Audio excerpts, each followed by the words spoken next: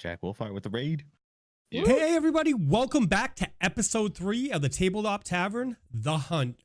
We welcome you back. It's Sunday night, it's 9 p.m. Eastern time, and we're back with the cast and crew of Tabletop Tavern.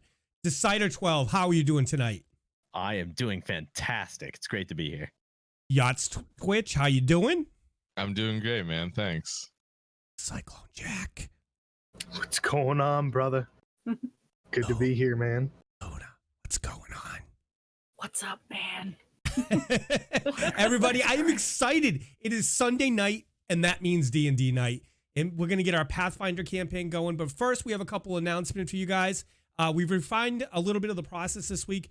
But first, the first thing I'd like to announce is, unfortunately, next weekend, we will not be able to do episode 4 of the Tabletop Tavern. But it's for a very good reason.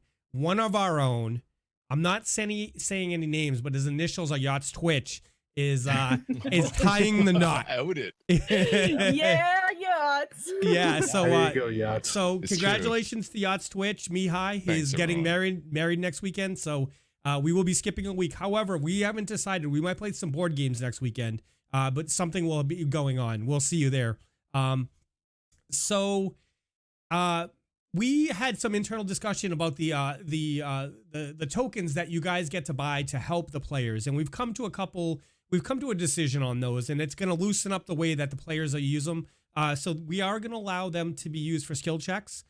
We are allowing them to use them for a damage modifier, and we're also allowing them to use it post roll. So if a player rolls a d20 and it comes up with a 13 on the attack, and they think, hey, maybe that 14 is going to hit, so we're going to allow them to use it.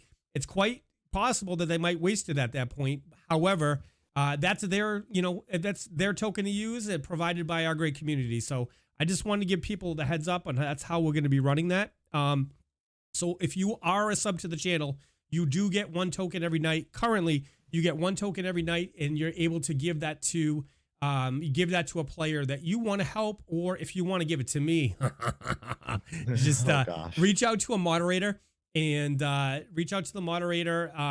we'll get you going. And it might not be like exactly real time. You might not be able to be like, well, Jack just flubbed that roll, so now you can use a thing. There's a little bit of delay for it to work through the system, but it's going to be we'll get through it. We'll have fun either way, right? So we want to welcome you. We want to welcome everybody back for episode 3, Tabletop Tavern, The Hunt. I'm excited to get going. I want to first send a shout out to my crew here. We got Decider 12, Cyclone Jack, YottsTwitch, and Luna playing respectively Davdithas, Gunnar, Mihaly, and Idabrix. We have our moderators in the house, Feywolf, Cawthon, Dr. Dune, and last but not least, Jack Wolfhart. And I would like to send a shout out to Jack Wolfhart, guys. Put your hands together in chat today because it is Jack Wolfhart's birthday. And we just want to say happy birthday. And Happy birthday. Happy birthday, buddy. yeah. And, we appreciate everything everybody does in this community to help support Tabletop Tavern. So without further ado, I am going to have our cast roll a D20 now.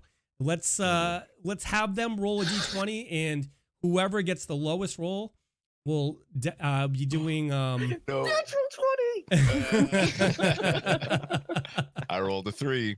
So That will be Davdithas me. came up with an 11, Mihaly came up with a 3, Idabrix came up with a nat 20, that crit, not confirmed because you can't, and then Gunnar came up with a 6. So that means Mihaly, you are up. If you guys don't want any spoilers, because you missed last week's episode, this is the time to tune out. So I'll give it about 10 seconds. You can dim it. You can bring the music down. And Mihaly, let it fly. All right. So at the end of, or I guess the start of the last episode, we finished up killing the goblins. We were met by Father Zantus, who healed us. Unfortunately, we lost Fred the dog in that battle. Then we met Amiko. We went back to the Rusty Dragon after helping out around town. We had some food and drinks. Let's see, on the walk back to the bar, Mihaly noticed that the man who brought him to town, Jeb, had also been slain in the fight. The next day, the sheriff came and he got us, and he told us about the crypt, and we decided to explore it. And after fighting 2 skeletons, we found a robe of bones that was identified as being used to have summoned the skeletons that we fought. We left the crypt to meet the sheriff, and he returned with a bunch of torches because we kind of Leroy Jenkins our way into the crypt without the sheriff. Perhaps against better judgment, but we did just fine. So he gave us those torches, and he brought us to Father Zantus, to whom we showed the robes. And he seemed very troubled by it. After that, we were handed a letter which invited us to a boar hunt for some more festivities, which I'm assuming we're about to resume. So strap in. Raise that volume back up. There we go. When last we left off, our party was at the chapel, the recently consecrated chapel, and they had been handed a letter from a courier, and that letter was indicating that Aldern, the noble that they saved, wanted them to come and join him for a boar hunt. So that is where we are. And you guys, I'm going to leave it to you. Well, everyone, what do you say? Should we go see what this is all about? Sounds good to me. Well, it's better than sticking around here. The track record for this town isn't very good. We've been here one day and attacked already. Let's get out. Yeah, that's I'm good with that too. Yeah. Let's go see what boars are all about. Boar hunt. This Before should be entertaining. Yes. Entertaining. Before you guys take off, Sheriff Hemlok looks over you and goes, "Oh, by the way, you when you guys you slayed those goblins, they dropped a little bit of gear, so we'll have that delivered to you guys at the you guys are staying at the Rusty Dragon, right?" That is correct. Yes, sir. Okay, that's what I thought. And we'll have that shipped down there as soon as we can get that available for you. And you guys earned it. You guys earned it. So, I don't think I can fit into any of their clothes though. Okay.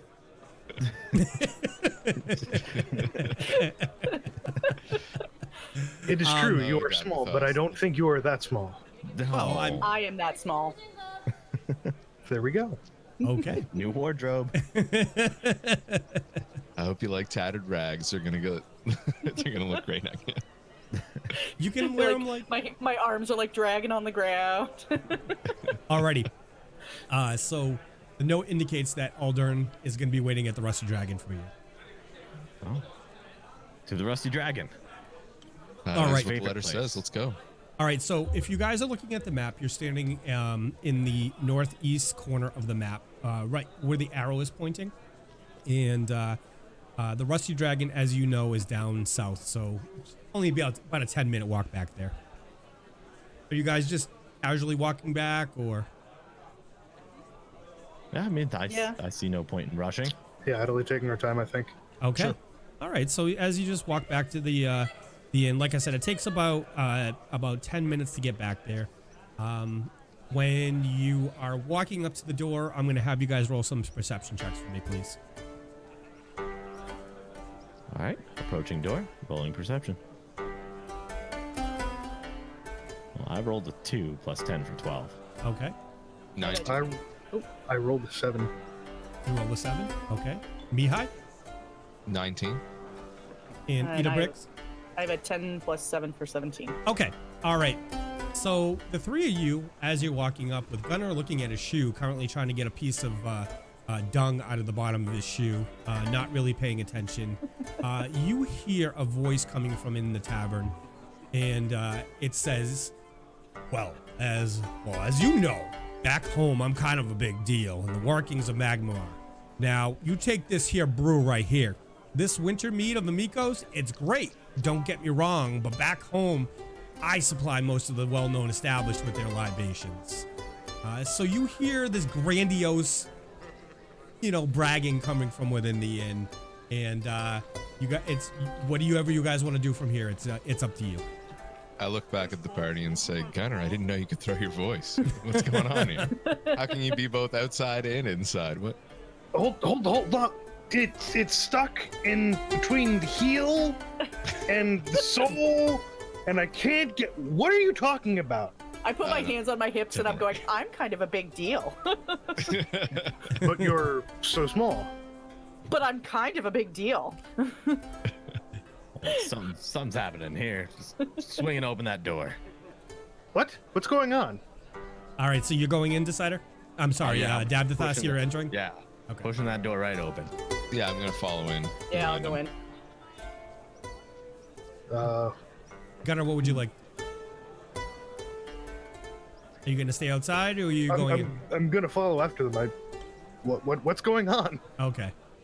So as you guys enter, you look over, and Aldern, that noble, like I said, you had saved, is sitting at the bar, talking to anybody within reach, and everybody's kind of doing the, move to the side and just, with that look on their face, like, get a load of this guy, and you suddenly hear him yell out, "Ah, there they are, my saviors, the heroes of Sandpoint.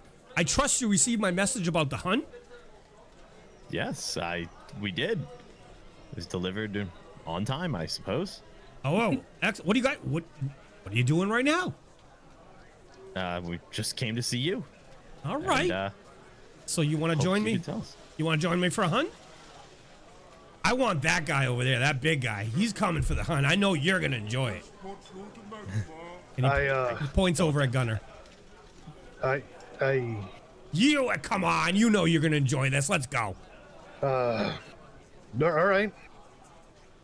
All right, so I'm gonna send my manservants out, and it's gonna take a couple minutes. They're gonna get you guys all horses. It's about, I'd say it's about a 3-mile ride to Tickwood Forest. It's just north of that upthrust limestone plateau known as the Devil's Platter. Don't worry. Despite its ominous name, Tickwood is actually just a relatively safe woodland. One well known for the home of wild boars, deer, fire pelt cougars, and on the rare giant ticks. I mean, they are out there. The forest is kind of named for them. But you guys are adventurers. You guys got this. You know what you're doing. So he sends his servant out. You guys have probably about 10-15 minutes to make any preparations you'd like to. When you're ready to go, you let me know. I'm just looking back at everyone else and just kind of with a weird expression on my face after all those things he named. Just fire pelt cougars, rare giant ticks. Yeah, are we sure we want to go on this voluntarily? I mean, surely they're paying us for some sort of mission here, right? This sounds more like some kind of mission than a fun boar hunt at this point. Are you guys trying to hide this conversation? Are you trying to have it off on the side, or tell me what you're doing? I believe we're talking amongst ourselves. Yeah. Yeah, we all just walked in. Maybe we should. We're all standing next to each other, right? Maybe we should go up to our room and get ready and have a discussion, gentlemen and lady. Sure. Did our gear arrive yet, by any chance? I'm pretty sure they brought it up to our room. Well, Okay. no, that gear. I mean, you're more than welcome to. You can ask and either Amico or one of the bar staff and see if it's been delivered yet. Okay, well, I definitely want to do that. Sorry, I was waiting for one of you guys to jump in. Yeah, hey, Amico. Good day, sir. Mihaly, how are you today? It's George. Sorry. Oh, that's right. Everyone gets me confused with that other guy. I don't know Oh, who he okay. is. George. I have a doppelganger thing going on. I don't know. Don't worry about it. You have has our gear- you have a likable face. I think that might be it. I think you have a likable well. face. Well, I thank you. think he's stealing your girl. What girl? I just would like to know, Amico, if you could, has the gear arrived yet? Has it been brought up to our room? Nothing has been delivered for you, or I don't think any of your friends either yet. But as soon as it comes in, I will definitely let you know. She calls Not a over to problem. she calls over to the barmaid and says, hey, Ashlyn, if you see there's some packages coming in for our adventures here, our heroes of Sandpoint. So if those come in and I'm not here, make sure they get them. And Ashlyn waves over. Yep. I got you, boss. And there you go. Okay, thanks, Amico. You're welcome. Do you guys want a drink or anything? Can I help you with anything or? After what I just heard, I could use a quick drink. I mean, we gotta head let's go out for a soon, minute. but yeah, I'm gonna shut everything What down. did you hear? What did you hear? As she calls over Ashlyn to bring a couple meads over. So apparently we're heading up to Tickwood Forest. You know anything about it? Oh yeah. Listen, let me set your mind at ease. There's an occasional. They call them giant ticks, but they're not that big. They're like, a tick's small. It's like, less than the size of a thumbnail. But these ticks, they're probably, 2 fingers long. They're not like giant ticks, like, they're not like. Oh yeah. Yeah, she you get the feeling from her that it's, the name was put there to, bring a little flavor to the area. So. It's flavoring my pants right now. I lose my. Don't worry. I can't tell you obviously that it's completely safe because, with the recent attack, nobody was expecting that, but it's safe. There's not known to be, not known for goblins and stuff like that. It's more like just, natural stuff out there. So. Have you ever gone on one of these boar hunts?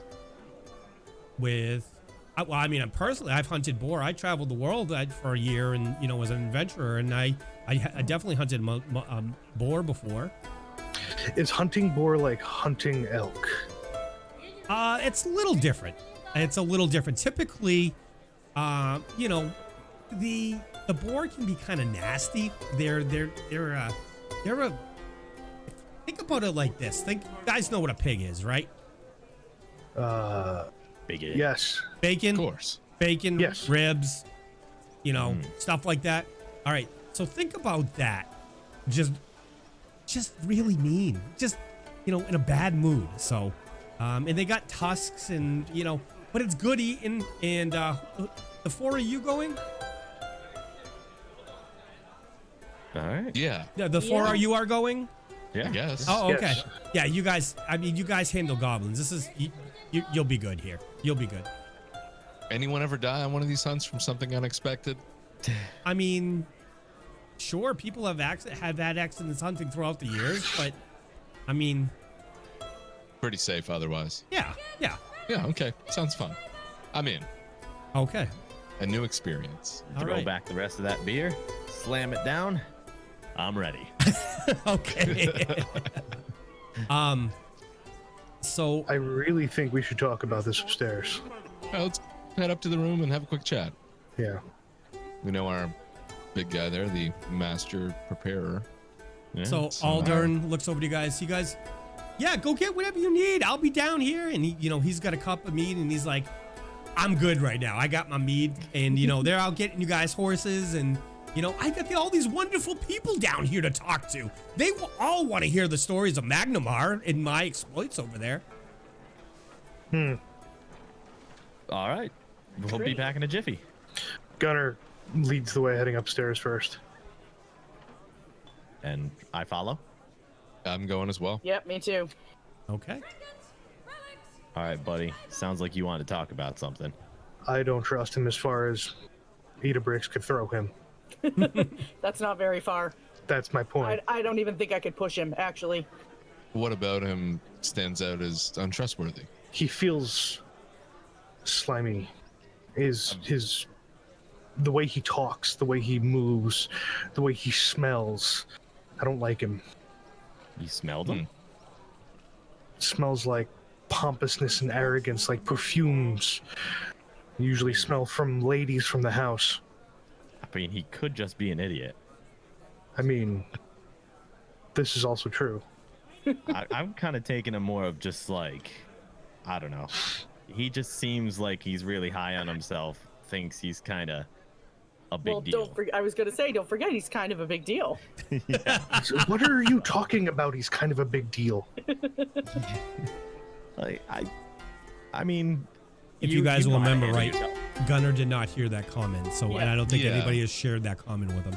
No, nobody's told him. I just think he thinks he's the best, and you know what? I say we prove He him was otherwise. just attacked. His dog was just killed.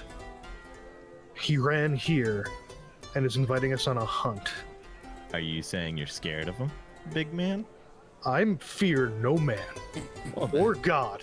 The goblins did mention that the Longshank told them he'd win. Do you have any suspicion that he may be involved with any of this? I have He was suspicion there of during the attack every and man. miraculously survived. I have And now he suspicion wants of us to separate us. this. This is my point. Okay. Do So we you, have reason to be suspicious. do you understand, George? I don't trust him. Something doesn't down in the cockles. It doesn't feel right. Okay. All right, let's just The go in couples. then. So let's 'cause- prepare for the worst. Yeah, let's just be Hope for the prepared for best. whatever, and especially for those giant ticks. Gunnar, you can take him, right? Take him. Yeah. I suppose it could be done. Just say it. You would smash his head into the ground with your hammer. I know nothing about him. I have not seen him fight, but the way he hid, the way You he did, hid in from fact- goblins It- and let his dog die, I have a strange feeling I could rip his scalp off and wear him as a cloak. Then we shouldn't be too worried about him. Just keep an eye on him, you know? Yeah, definitely. Let's play it cautious, but should we assume it's all good I am. Fine. until it isn't? So we hunt boar with this man. I hear boar tastes good. We You could like use another food? good meal. It's a little gamey. I've had it before. And did you like it? It's a little gamey, but it's tasty if cooked correctly. So you should be excited. Let's go do this. It's fun. We're gonna go kill stuff. Yeah. We do that all the time, I unfortunately. mean, probably not me, but you will. Yeah. Maybe you'll hit it, you know? This time. All right. Maybe. So you guys hear from downstairs. My men are back. Heroes? Are you ready? I'm washing my hair. What? Good, good one. That will buy us at least 2 or 3 minutes. I'm ready to go. I'm heading down there. Okay. I'll meet you guys down there. Do you guys want to make any actions or anything before you join Davdithas, or don't join Davdithas and the hunt? Idabrix, Yes. how well are you at reading people, judging them? I'm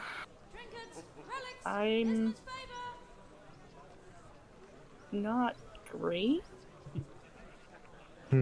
By not great, I mean pretty darn bad. And you, Mihaly?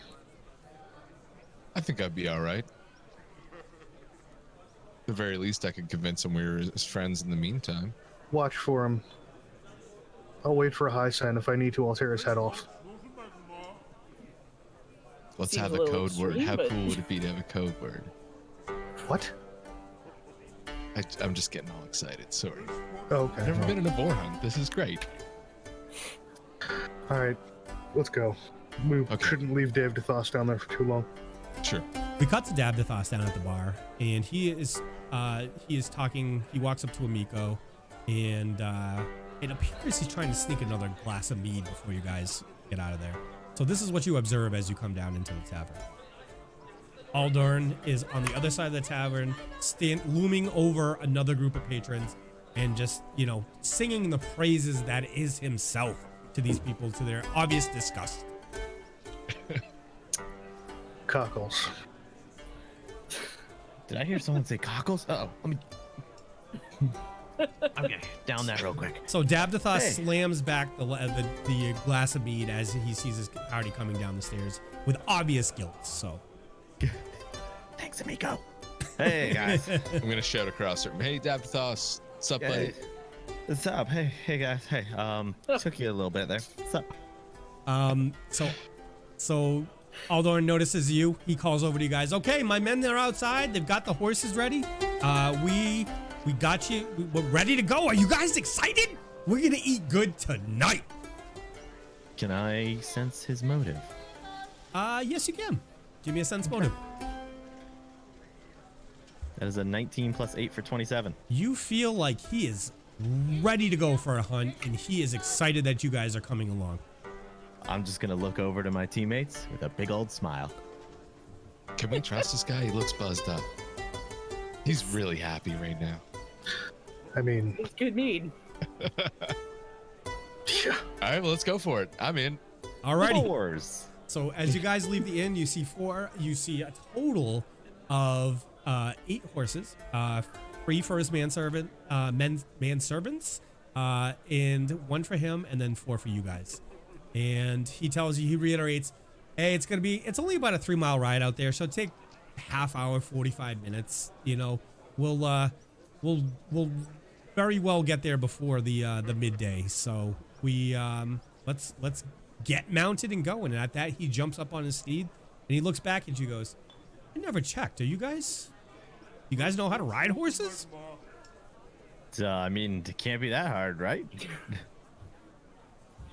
I just kind of like look away shyly, like, I step up and grab the pommel, slipping a foot into one and pressing myself up and over on top of it. Okay. Let's go. That looks easy. I'm just gonna come up and just hop onto one of these babies. In the meantime, I'm trying to reach the top of the saddle. So Aldern Yeah. looks back at Mihaly and Idabrix, and he looks over. He goes, James, Alfred, go help them too. They obviously can't get up in there by themselves, so they run over, and one of them respectively goes to each of the horses in front of you guys, goes down on all 4s, so you can use their back as a stepping stool. Up. These are true manservants. oh, thanks, gentlemen. Appreciate it. Okay, so you guys begin to ride. You guys are heading. You are heading east out of town. Let me grab this because I just closed it on myself.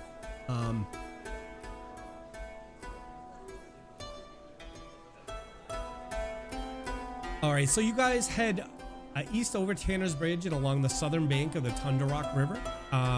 You guys start heading out there. Along the way, Aldern gravitates towards Gunnar, and he starts absolutely peppering him with questions. Gunnar, he rides up. You see him ride up to you, and he's like, "Big guy, where do you come from?" The Great White North, where the mists allow the longboats to pass without eyes. Is that by Magnamar? Doubtful. Doubtful, huh? You look like a fighter. You a fighter?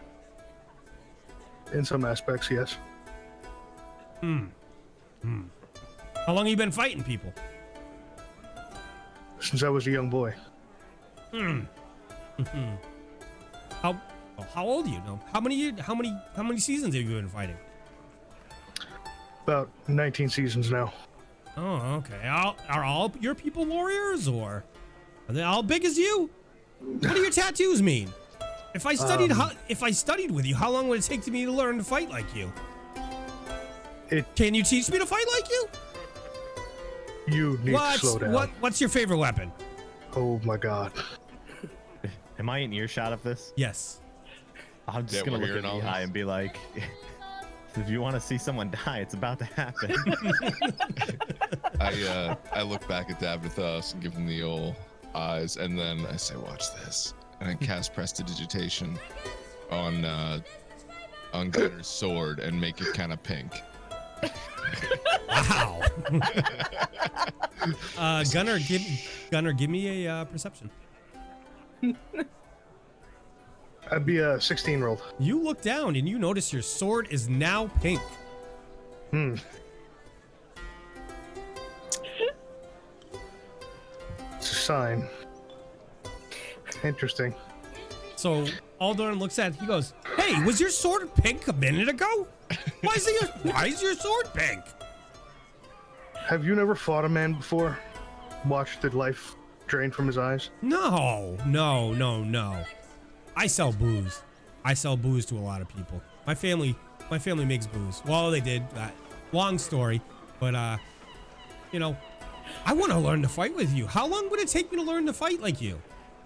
It took my whole life, sir. Your whole life. But what if I studied really hard? Do you think I could learn in 3 weeks or so?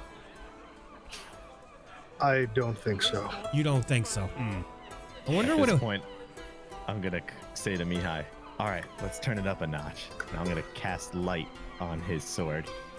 Okay. Gunnar, give me a perception, please.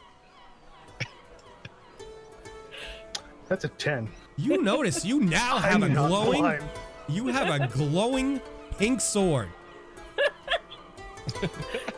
Did I happen Give me one more perception, please. That's a 16-year-old perception. So you look back and you see Mihaly and Davdithas just trying to. They're like, I'm trying to hide their laughing, and you definitely notice, and you have an idea what's been going on. I reach back and I slide the blade from my shield and I twist the pommel around in my hand and move among the handguard, and I show off the blade to the noble who's right next to me. It's glowing now. It's glowing pink. What does that mean? Usually means I'm about to kill someone. Oh, As he is that says why he's that, I pink? change it to dark red. Like a blood dripping red. There we go. Okay. Wow. Okay. All right. So you guys are about 45 minutes into the ride, and Aldern looks at his servants and says, "You guys run ahead. You guys know the deal. You know how we do this boar thing." And so the three men dismount. They tie their horses off to the and do a lead from Aldern's saddle, and they take off into the woods. So, if you wish to fight like me, step one is to grow strong like me. Grow strong, young one, and you will learn. Do I have to eat more food? Does that mean more food? How do I grow strong like you? Like Lift heavy things, fight all the time. Pick That's a- scraps with anyone who's willing to throw it with you. that sounds like a lot of work. It is a lot of work. You said you wanted to learn.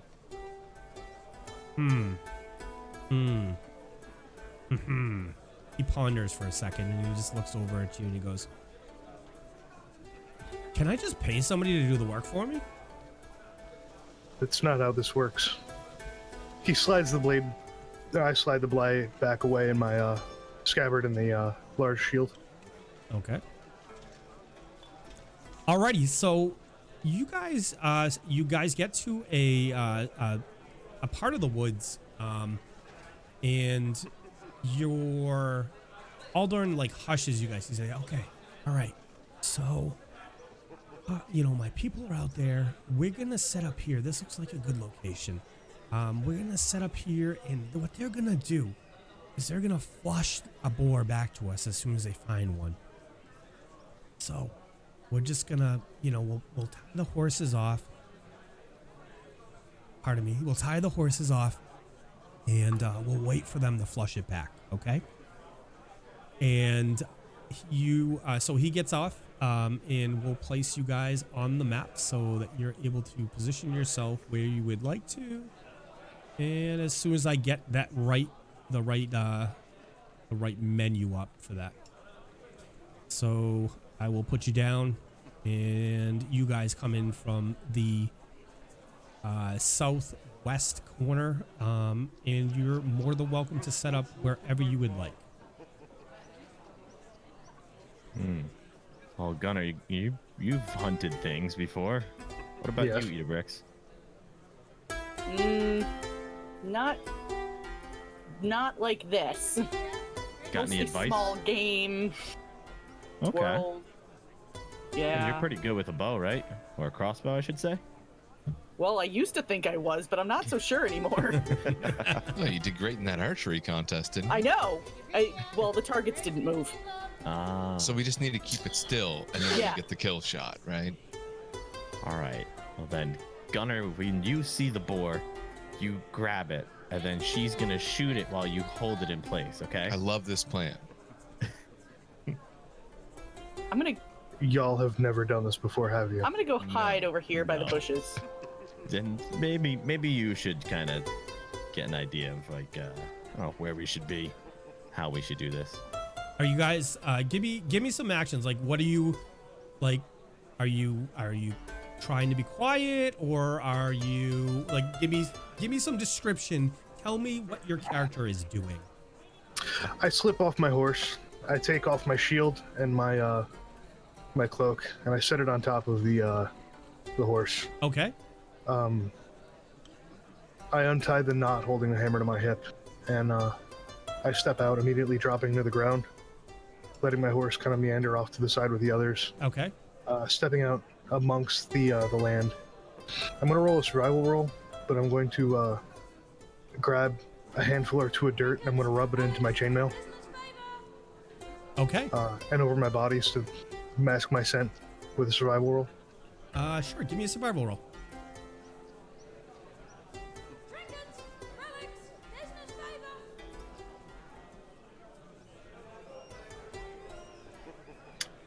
That's a 1 + 4 is a 5.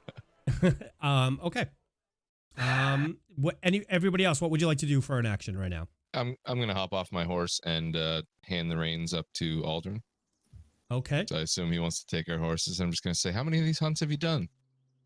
I've done them pretty often. You know, it's back in Magnamar. This is the kind of things us nobles like to do. We like to get out there and get a little taste for the countryside. And of course, Borby is phenomenal when it's roasted. Now, he's not being quiet at all. He's talking in a full boasting voice.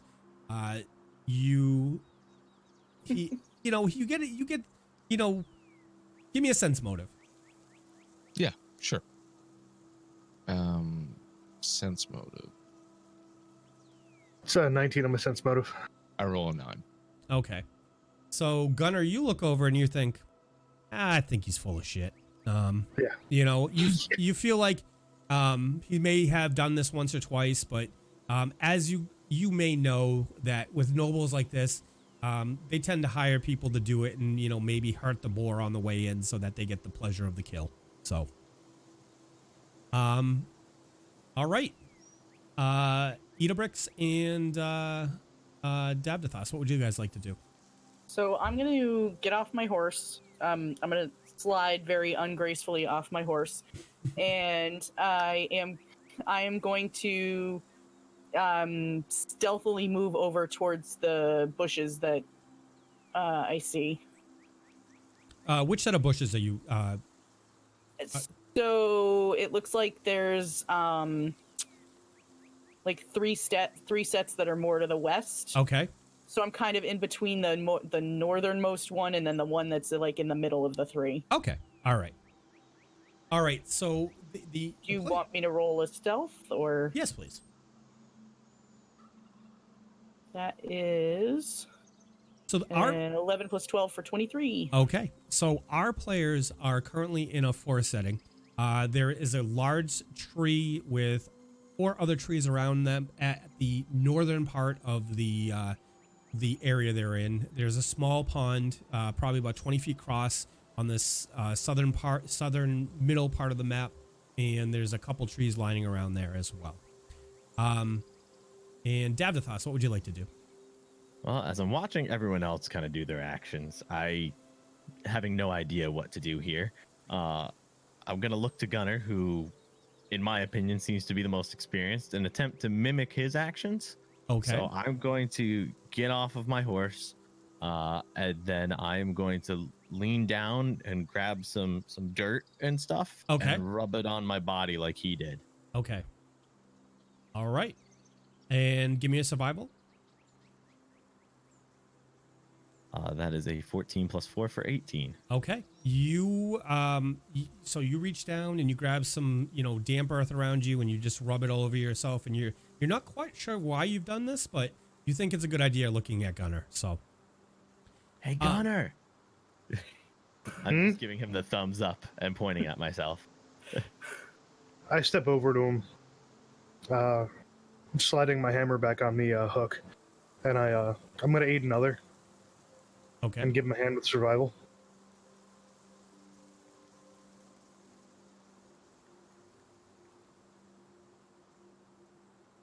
That's a 21. Okay. You are able to aid Davdithas. Now, Give that to me in story form, please. So, watching him smother the dirt and the moss and the grass all over him, I noticed that there's specific parts that Davdithas might have missed. So I'm gonna cover him up and remove his cloak and adjust his armor so he doesn't make as much noise. I'm gonna ruffle some of it in his hair and along his cheeks and on his back, and there you go. Pat him on the Excellent. shoulder. Excellent. Excellent. All right. At this point, I would like you all to give me a perception, please.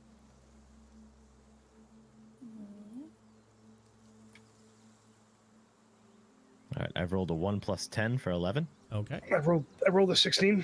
Okay. I have a 18 + 7 for 25.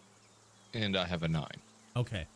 So Idabrix and Gunnar, you hear from the distance, you hear the crackling of, it's like something you're heading your way. And you hear faintly, rah, rah, rah, like voices like, shouting, or like just a general, prodding sound. You think the manservants are returning with and driving something in your direction. Okay. Question: can I use tree branches to disguise myself You on a could disguise roll? you could try. I believe disguise is you need to be trained in disguise to do that, I believe, but I can double check. Oh, okay, no problem. Don't worry about it. Okay. All right. So you can absolutely try to make a stealth check and hide. Yeah, I'll do that. I roll a stealth check of 3. That's a 3 + 2 for a total of 5. 3 + 2 for a total of 5. My Okay. apologies. Gunnar's gonna step away from the group. All right.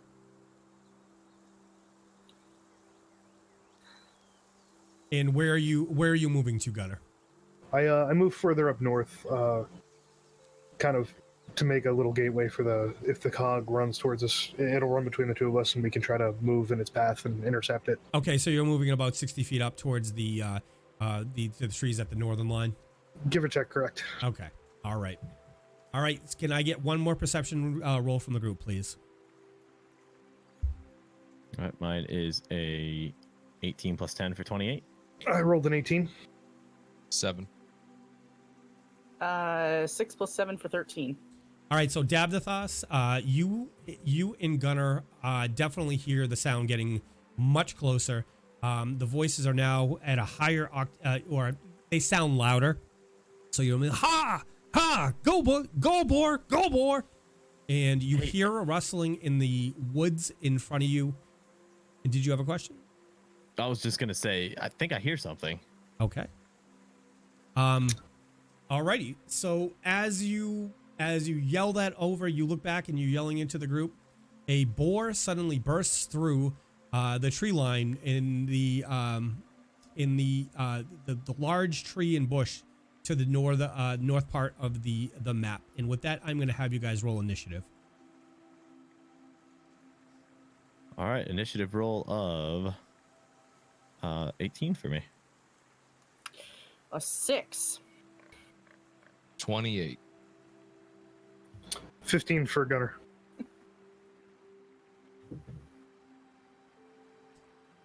Okay, 18. So Davdithas rolled an 18.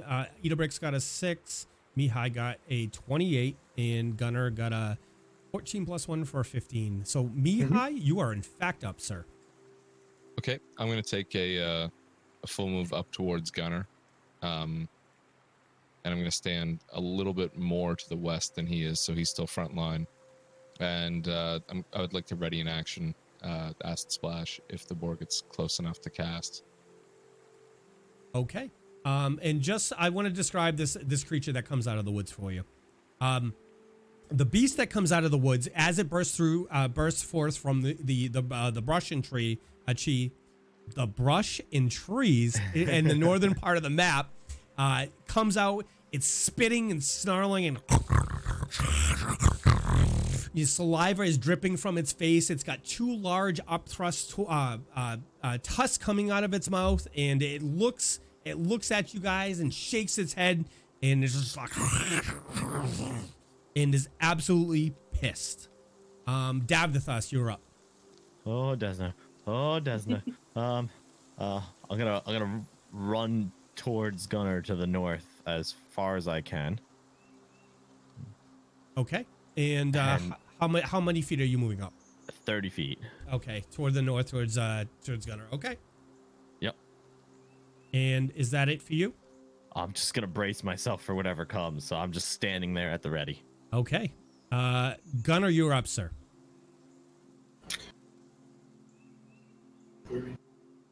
I let out a baleful scream as I charged this thing with my hammer. Okay. So Gunnar's gonna run about 40 feet forward towards the wild boar. And you have just been awarded a token from Nate Westlink in our community. All right, So I'm gonna use that now. Okay. So with the charge bonus and the +1 bonus gives me a +3 to my roll, which I'll add on. And I bring the hammer up over my head with one hand, and I'm gonna try to bring it straight across the side of its head, around the eye area, to see if I can knock some sense into it. Okay. And that's a 12. That's a miss.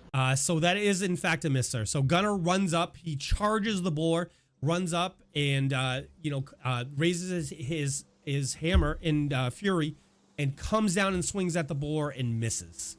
It is now Idabrix's turn. Right. I am going to I'm gonna move kind of to the other side of the tree bush thing that I'm standing next to, so that I have like a direct line of sight. Okay. So I'm gonna move about 15 feet. Okay. And load my crossbow. Okay. And with that, it brings us to the boar. So the boar, he's right in front of Gunnar, and it's an easy target. He's just like spitting, snarling, and he's gonna try and lash out with his tusks, and he's gonna try and rip open Gunnar's side. So with that, he thrusts. Do you have your armor on, Gunnar? Yes. Oh, okay. What's your AC? Right now I'm sitting at 15, so that hits. It is a hit. Okay. Yep. All right. So the boar rips, is snarling and spinning, and rips up to the side of Gunnar, and is able to score a hit, and he hits him pretty good. Very well. And as you guys look, you see the boar pull its head back, because Gunnar's body is blocking your vision at first.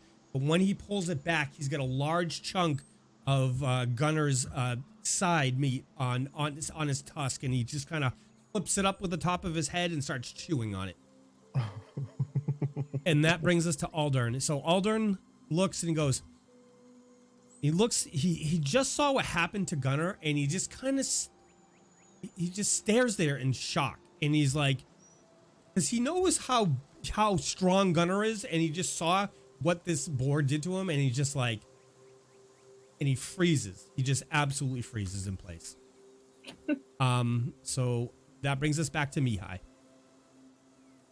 Wow. Okay. I'm going to run in 30, like a full move, I guess, so 30.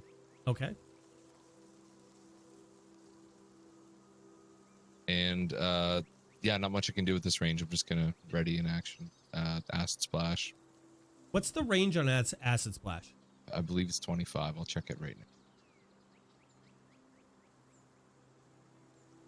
now. 25 plus 5 every 2. Every 2 levels. Okay. Yeah, so Alrighty. I'm just at a range. Okay. All right. And with that, it brings us to Davdithas. Is vomiting a full turn action, or like, I would give you that as a free action in this. that's a free action? Yeah. Okay, I am going to vomit at the sight of what I just saw, and then just go, "Oh, Des, I gotta help him." Oh no, I'm gonna move forward. Okay. I'm gonna get. Let's see here, 5. So I'm gonna move about 25 feet to the east towards them. Okay. Standing right next to Mihaly. Okay. And I am going to channel some healing energy here. Okay.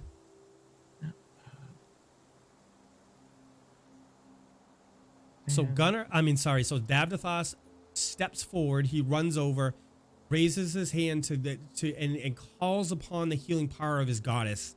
And Oh, Dessa, please save him.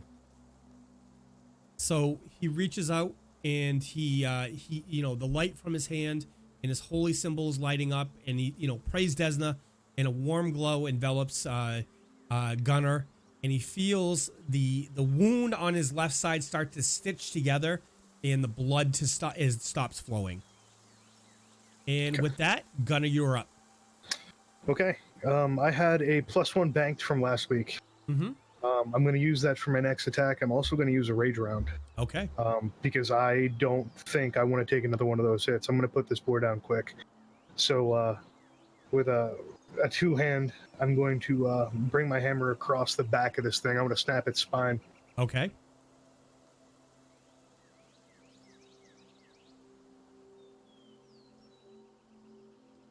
Here we go. There we go. It's 14. All right. So 14 does hit the armor class for the boar. All right. So, and he will take 10 points. So Gunnar steps up. He looks down at this beast that had just ripped open his side, and he looks at it, and suddenly a rage fills his body, and it's all he can do. And in the back of his mind, he gets a little bit of inspiration here, and he takes his hammer and comes down with a crushing blow on it, and hits the boar in the head, and a resounding crack comes up. The boar looks to have blood start pouring from its head, and but he was still up. And with that brings us to Idabrix. Idabrix, you have been granted a +1 token from Great Wolf in our community. All right, thank you. All right, I am going to aim at the boar and try to shoot it. And I would like to use my +1. Okay. That I was just awarded. So let's see. So that's 9 + 5 for 14, plus another 1 is 15. That would be a hit. Oop, I totally should have dropped that on the board, but I didn't. That is a hit, though. Okay. All right. And 8 damage. All right. So Idabrix steps up, and she gets a level of confidence on this shot. It's when you're in the zone and you know you're gonna do well. So she steps up, presents her crossbow, lets fly an arrow. The bolt flies true and hits the Tickwood boar in the eye socket. The boar falls over to the side dead. She did it. I did it. That was a great shot from over there. Yeah, see, I Thanks. told you if they were standing still, you could just snipe them. That was Yeah. great. That was perfect. I still don't feel the best, so I might pass out. I growl a little bit and I drop to a knee next to the boar and I place one hand on top of its head and I mutter something in a forgotten tongue. Breathing heavy, I take the handful of blood from the top of his head and I wipe it over my face, taking a few more deep breaths before lifting and hoisting the boar up onto my shoulder and carrying it back towards where the horses are. Okay. So Aldern, you look over and you see Aldern, and he just kind of staring there with a look of like almost like horror on his face that what just happened. And he walks over to you, Gunnar. He sees you coming over, and he walks up to you and are you okay? I just saw that thing take a chunk out of your side. Like, he took a chunk of your body out, and then he ate it. He ate it. He did. Is it still in his mouth, or did he swallow it? Do you want to check? Ugh, and I he smiled just devilishly. jumps back, and he's like, "No." Oh, Gross. please don't, Jack. Please don't, Jack. Oh, no. Oh, no. I'm on board with checking. And- I got to get to the bottom of this mystery. So Are you not curious, Davdithas? I hoist the boar up, and I slough it to the ground, Okay. and I pull out my blade from my boot, and I begin sawing at its head. And survival roll, I'll take 10 Okay. to start prepping it and gutting it, You're and gonna cleaning it. field strip it. Yep, Okay. All right. right so, in front of everybody. Okay. So Aldern looks over at you, looks down at the boar, looks at the knife in your hand, and looks at the blood. And he just kind of looks to the side, looks over at Davdithas, making eye contact with all of you, and just vomits at his feet. It just completely loses it. I, seeing the vomit, also vomit. I'll get Sympathetic vomiter. I see. So we are all new. Well, let me introduce you to a tradition. As I continue field dressing it and skinning it, I cut out its entrails, making very careful not to cut anything in particular that is going to spill that nastiness on the inside of the meat. And I tear its heart clean out, and I take a mighty large bite, and I hold it out for one of them next. For strength, for stamina, for prosperity. What part of the entrails are you handing them? Oh, no, I'm doing that with the heart. Oh, with the heart. Okay. Yeah. I think I'll pass. That doesn't really seem to be my thing. More for you, my friend. At this point, I'm just on the ground, rocking back and forth, holding my holy symbol. Does it give me strength? Does it give me strength? This will give you strength. It'll calm your stomach as well. It's good. Can you for guys all give me a perception, Nope. please? Don't want it. No, thank you. Do not want. Gunnar rolls a 15. I've got a 13 plus 10 for 23. 12 for me. I have a 14 plus 7 for 21. Davdithas and Idabrix. You hear a noise from the woods. Kind of from it's the same direction that the boar came from. But you hear footsteps in the trees. And you don't hear any voices, you don't hear anything like that, but you definitely hear some movement in the woods to the north. Shh, everyone, shh. I hear something. I'd like to cast Detect Magic. You did not hear this, Mihaly. You didn't hear the noise, so you're. He just said, shh, I hear someone. Okay, so your response to So him. in reaction to that, in this new information, is that okay? If that's what you would like to do, you're more than welcome. Yeah. So I sheath my blade in my boot, and I stand up, dropping the heart on top of the pig carcass, and I draw my hammer, and I smile, looking at them all with this devilish glint in my eye, and go, "Don't worry, friends, there are more." Okay. Oh, we weren't worried. You do not detect any magic in the area, No problem. Thanks. Mihaly. Any other actions? Can I glance around and see if I can identify the source of the sound? Yeah, you can listen and just see. So you think it came from the area with the same kind of lane where the boar came through. You think it's in that same. I'll put a pointer on the map, but it's the tree. It's the big tree and copse around the north part of the map. Okay. I'm gonna Alright. shout out and ask if there's anyone there. So do so. Hey, is anyone in those trees or bushes over there? You waste your tongue, holy man. Yes. Yes. Or I want your word that if I step out, though, that I will not be harmed. If you don't harm us, we won't harm you. Do you promise? Sure, look at Gunnar. for now. I'm looking at Gunnar. I'm like, can you hold off for a minute? I shrug idly. I mean, if he's not going to come at me, I won't have to have at them. All right. Then yes, we promise. I have your word. I have your word that you will not attack me on sight when I step out.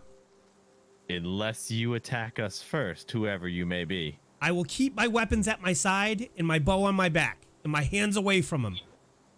Then we shall do the same. Everyone put down your weapons. Well, put them to your sides at least. Out All right. steps from the woods a creature. Before you stands a goblin, standing just short of 3 feet tall, bow slung over his back, and a sickle secured to his side, well within reach. His tattered blue cape, matching his pants and cap, in contrast to his animal skin boots and gloves. A leather pauldron adorns his left shoulder. He stands there with a troubled and apprehensive look on his face, regarding you. Speak quickly, Green One. What do you wish? Hail, travelers. I wish a word if I may, but I want only peace. We've had trouble with your kind before. What is it that you want? When? When have you had trouble with my kind? Why, just the other day. Day, maybe 2. What happened? Our town was attacked. Well, not Which our town? Which town was attacked? Sandpoint. Just over yonder. Those people. They attack me on sight. All you Longshanks attack me on sight. Speak I know- quickly, Green One. My patience wears thin. What do you wish? I wish peace. Squee wishes peace. Squee wishes peace. I want nothing but Squee. peace. Squee is your name? Squee is my name. Do you know any reason why we were attacked by goblins in the town of Sandpoint? No, Will you not attack? You promise you will not attack? Not unless you give us a reason to. I'm going to put my weapons on the ground as a sign of good faith. Is that okay? This I'm is okay with fine. this. While this is going on, I'm going to move up so I can be a little closer to what's going on. Give me okay. You're going to move all the way up there. Okay. Yeah. So I'm going to place his token. I apologize. I haven't placed his token yet. But until I do, he's on the tree line in front of the, that bush that I was just referencing to you. I have to get his token out. And his token is broken. That's fun. A broken token. But I'll grab a generic token to put down for you guys. Ooh, sorry about that. So as he steps out from the line of the trees, he very slowly takes his sickle off his side and puts it on the ground on his left side. He draws his bow from his back and he puts it at his feet at his right side. Okay, Squee. I We won't think attack. I think the best idea that would help is to explain. Yes. Let me explain something. My name is Squee. I was exiled from my clan. This was months ago. I was a briar stump goblin. They were my clan. They were my life. You Longshanks attack us on sight no matter what. And my clan took care of me until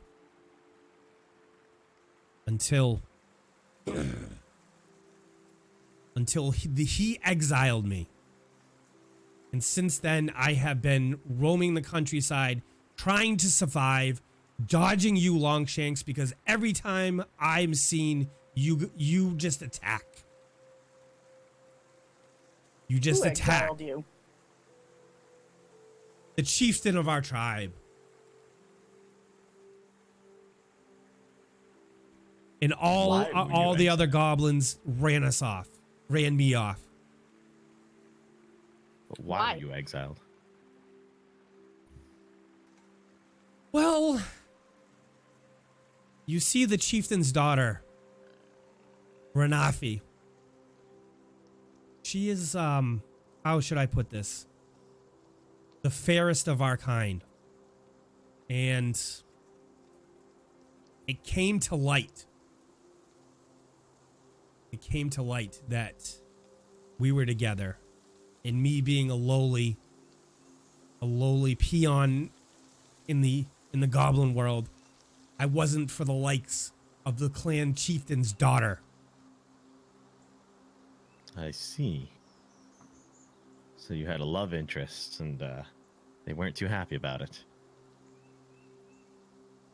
Yes, you could say that. So what brings you here to us now? I was exiled. I've been wandering these woods. They let me go with a bow on my back, and that's it, in a water skin. I managed to. I stole this scythe from a field. It's kept me alive, and it's let me skin what I've killed and, you know, provide for myself. But it's a rough life out here by myself, being attacked by. I'll be attacked on sight from these goblins, from any goblin clan, because the word is I'm sure by now the word is spread throughout the clans that I am to be killed on sight. And anytime you humans see me, or you Longshanks see me, you guys try and kill me as well. I'm by myself out here. So you swear you had nothing to do with the attacks on Sandpoint? I don't even know about the attacks. I've been in the woods. Can I sense motive? Yes, you can. Yeah. We're all trying to sense motive on this guy right now. Mine's a 15 plus 8 for 23. 7. Any other rolls? Nope. So Davdithas, you are very confident that this is coming across as truthful. You haven't found any holes in the lies, but you believe that that Squee is being honest with you. So I look over at Davdithas and kind of, you know, give him a little like raised eyebrow and nod. I give the nod, and I just say, I think we can trust him. Okay, so I'm gonna walk up to approach him at this point, kind of glancing back at my party over my shoulder. I grab onto Mihaly's shoulder and I step with him. So, seeing you guys walk forward, Squee just takes a step back, and he's like, "You said you wouldn't attack. You said you wouldn't hurt me." Oh, calm down, I Squee. just reach out my hand and go, "Calm down, man. Just coming over to talk to you. You need some help. We need some help. It would behoove you and help us both to tell us everything you know about the goblin parties around here and what motivation they may have to attack Sandpoint. They're evil. We need to work together." What more do you need? They hate you for the simple fact that you're a Longshank. They hate you.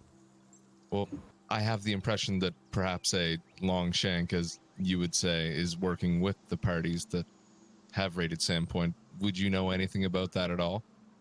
No, I was just a peon. I was just I was cannon fodder for if anything ever happened. I was a frontline fighter. I'm not really privy to the inner workings of, our chief. Renwaddle didn't share a lot of information with us, at the bottom of the food chain. And at this, he just looks around in disgust, and you can tell he's, this is hard for him. And, I don't have any idea. Squee doesn't know anything about that. You fight, little green one? I fight to survive as much as anybody. Are you good? I'm good with this bow. I've been able to, bring down some food and keep myself fed. And then also he holds up, on his back, under his cloak, he swings around and he's got a bunch of pelts from different assorted animals. He's like, I managed to get these and learn how to treat these. Good. So what is it you want from us, green one? What can we do to help? I want a little bit better than to roam these woods for the rest of my life. I want to be able to sell things and get money and maybe build myself a place and be left in peace. And I just, I don't have any avenue to, every time I go near a human, settlement, I'm attacked on sight. I either need somebody to vouch for me or act as an intermittent, act as a way for me to make money. Money. I need tools. I need things of this nature, and I want more. I don't want to just sleep in a mud hole every night. Squee, do you mind if I have a word with my friends here? You ride with me, Green One. Which Hold accent up, are we Gunnar. resolving first? Pardon? Gunnar, hold off a second. What? Think we need to talk about this because We need a He's- sidebar here. He's can't just Small bring him. and noble, and Yeah, but wishes the to help. Sandpoint have been devastated by goblins. We bring him in there, they'll probably attack him and us on sight. Not to mention having him with us. We have a target literally on the back of your horse. Every goblin in town or in the area, at least, I guess, when they see him, they're going to attack on sight. Humans as well. I was do we going to wanna say be we're someone- already a target for them. We don't need another one. Do we need to be harboring a fugitive? What mean, if we act as intermediaries? I do want to help him, but we need to kind of settle the people of Sandpoint into this idea. I agree with Davdithas. I don't think he's inherently bad, but this seems like a high-risk maneuver, does it not? But what if we could act as a go-between between Squee and the community? You, nobleman, Sure, come here. humans, yeah. Aldern, you mean me? Yes, you. Yes. And he walks over. You see this little green one? Yeah. He didn't attack us. He wants to talk with us. He wants to find peace and make a living and not be hunted down and killed everywhere. You think Okay. you can help with this? What do you think I can do? You're noble, are you not? Oh, yeah. Well, your word carries weight then, does it not? Oh, of course. I'm an important person. So you'll speak for him then. Why should I speak for this one? Look, I think he can help us with our current situation that Sandpoint's in. Hmm. They've been attacked by goblins, and if we have a goblin on our side, we might be able to get a little more information about the goblins. What do you think, Develop Gunnar? one. Gunnar, what do you think? What do you think? I think he can do good for us, and I think we'd be fool not to help him, so that he might help us.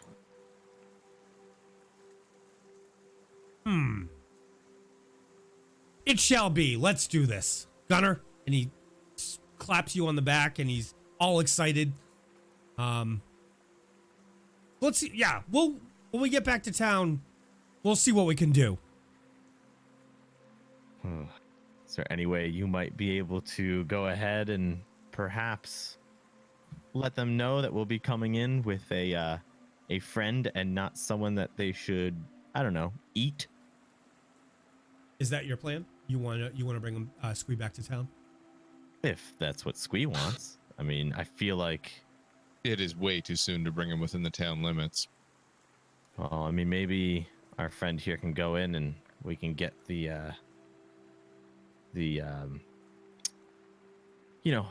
sergeant and stuff to come out and speak with us before we bring him in. I could do that. I Squee can ride. stands I still. can ride ahead. I can't guarantee what they're gonna do. I mean, you know as well as I do what just happened. You know they're clamoring for blood in there. That I want to do. use prestidigitation to change his skin from green to a peachy human color. Actually, So not a bad idea. How does he look? you know he still looks like a peach. Well, first of all, This is all I have. hold on. Let's take a step back. Let's take a step back. You're casting a spell on somebody who you've just met. So he's like, so Squee gets excited and he's like, why are you casting a spell? Say, Squee, just hold on a minute. We're talking about getting you into town. Clearly, we can't take you Well, in there. you can't just as you cast a look spell now. on me. You just can't. Okay, I mean, I'm sorry. I dispel it. Green one, ooh. green one, calm yourself. Think This about is how my we roll point in of this think about party. my point of view. You guys are over there talking. amongst yourself, and suddenly I change color. I don't know what that is. Is that is magic? Are you guys gonna turn me inside out? Green one, look at me. Calm yourself. We're working to help you. Understand? All right. Okay. I think what we need here is a little bit of diplomacy. Okay. I walk over to the boar and I pick up the heart that I've taken a bite out of, and I take steps back to the goblin and I hold the heart out for him. Hungry? I mean, I have jerky. I don't need that shit.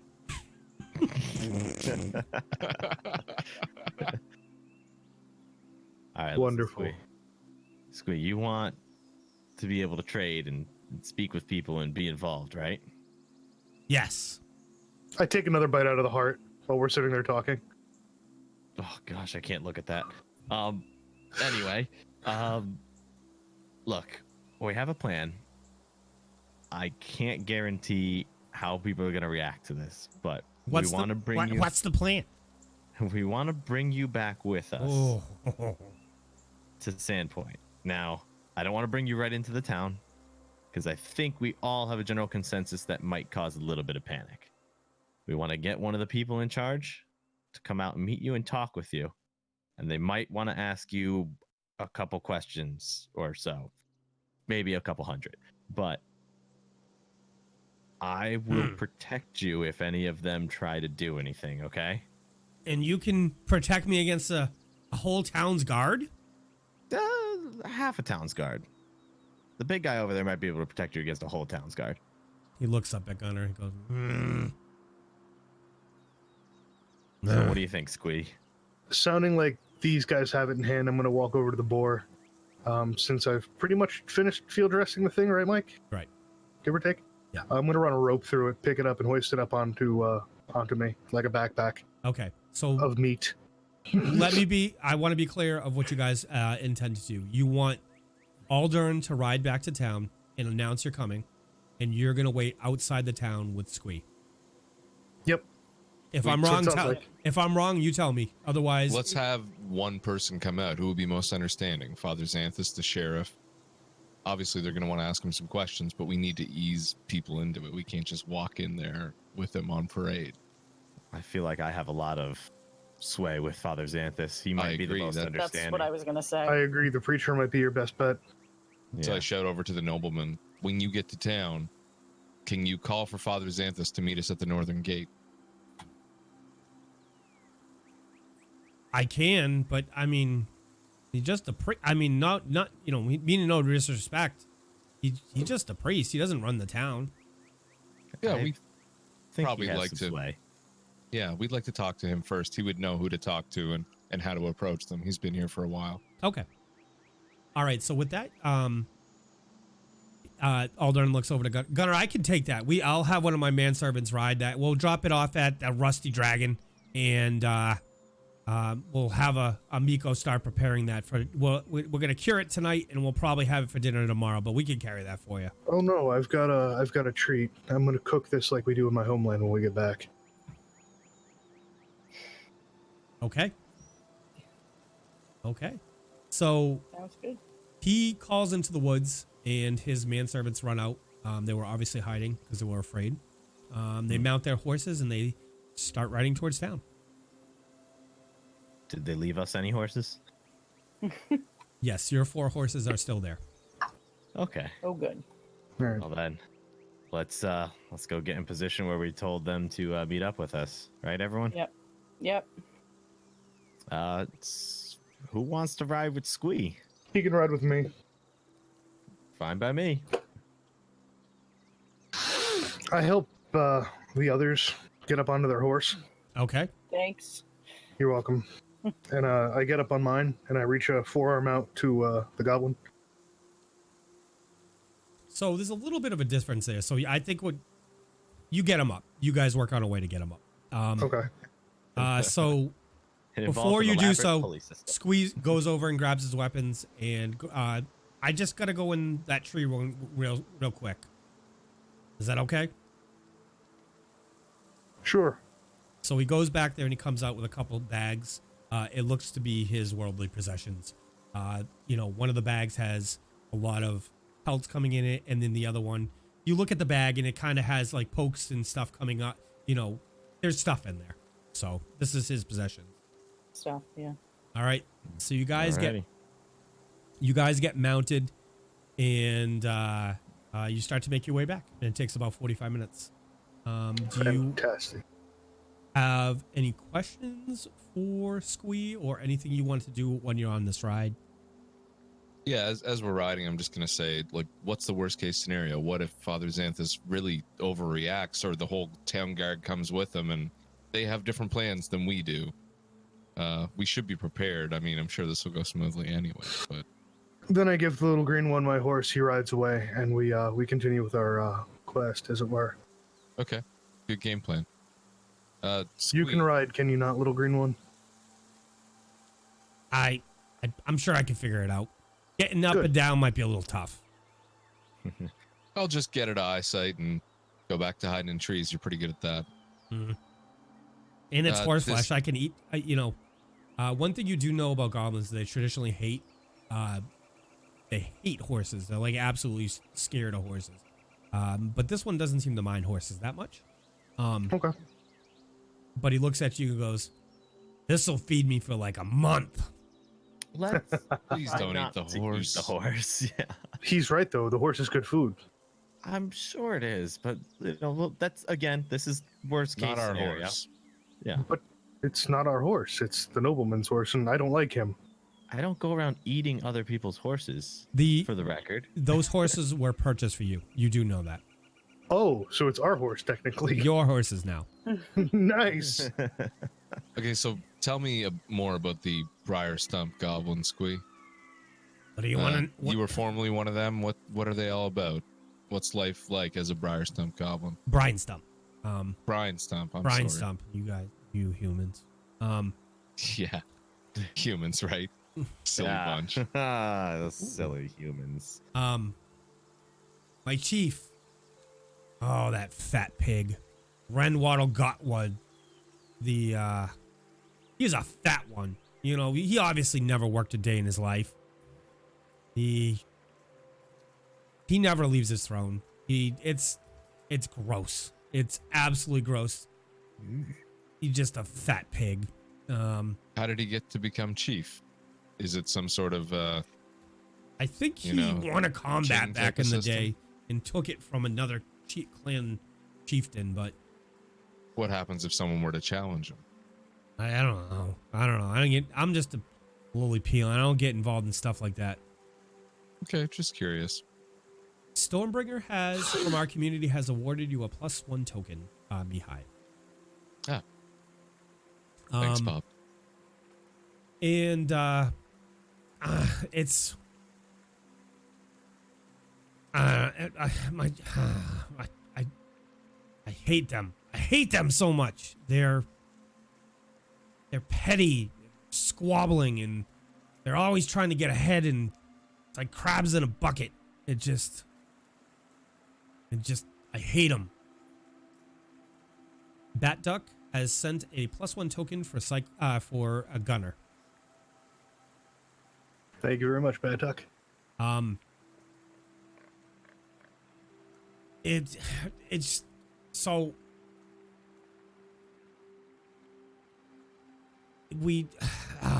it's hard because I don't know much. I want to help, and you guys have been better to me than anybody in a long time. I'm just a peon. They say go here, dig this hole. I go here, dig that hole. They say go over here and stab this beast. I go stab the whole, the beast. I don't know much, but I don't know. I'll help you any way I can. Well, Okay, that's sweet. fine. Yeah, hopefully, if all goes according to plan, maybe you'll be able to get some revenge. How would you feel about that if we marched back to those gates and went in? I would take this, and at this point, he draws his sickle, and he spins it so the light catches it. I would castrate that fat pig and put his bits in his mouth and smack him. You really don't like the guy. Oh! Noted. Has anyone ever had goblin oysters? What? I hope you never experience that. Neither do I, but we might have some on our hands.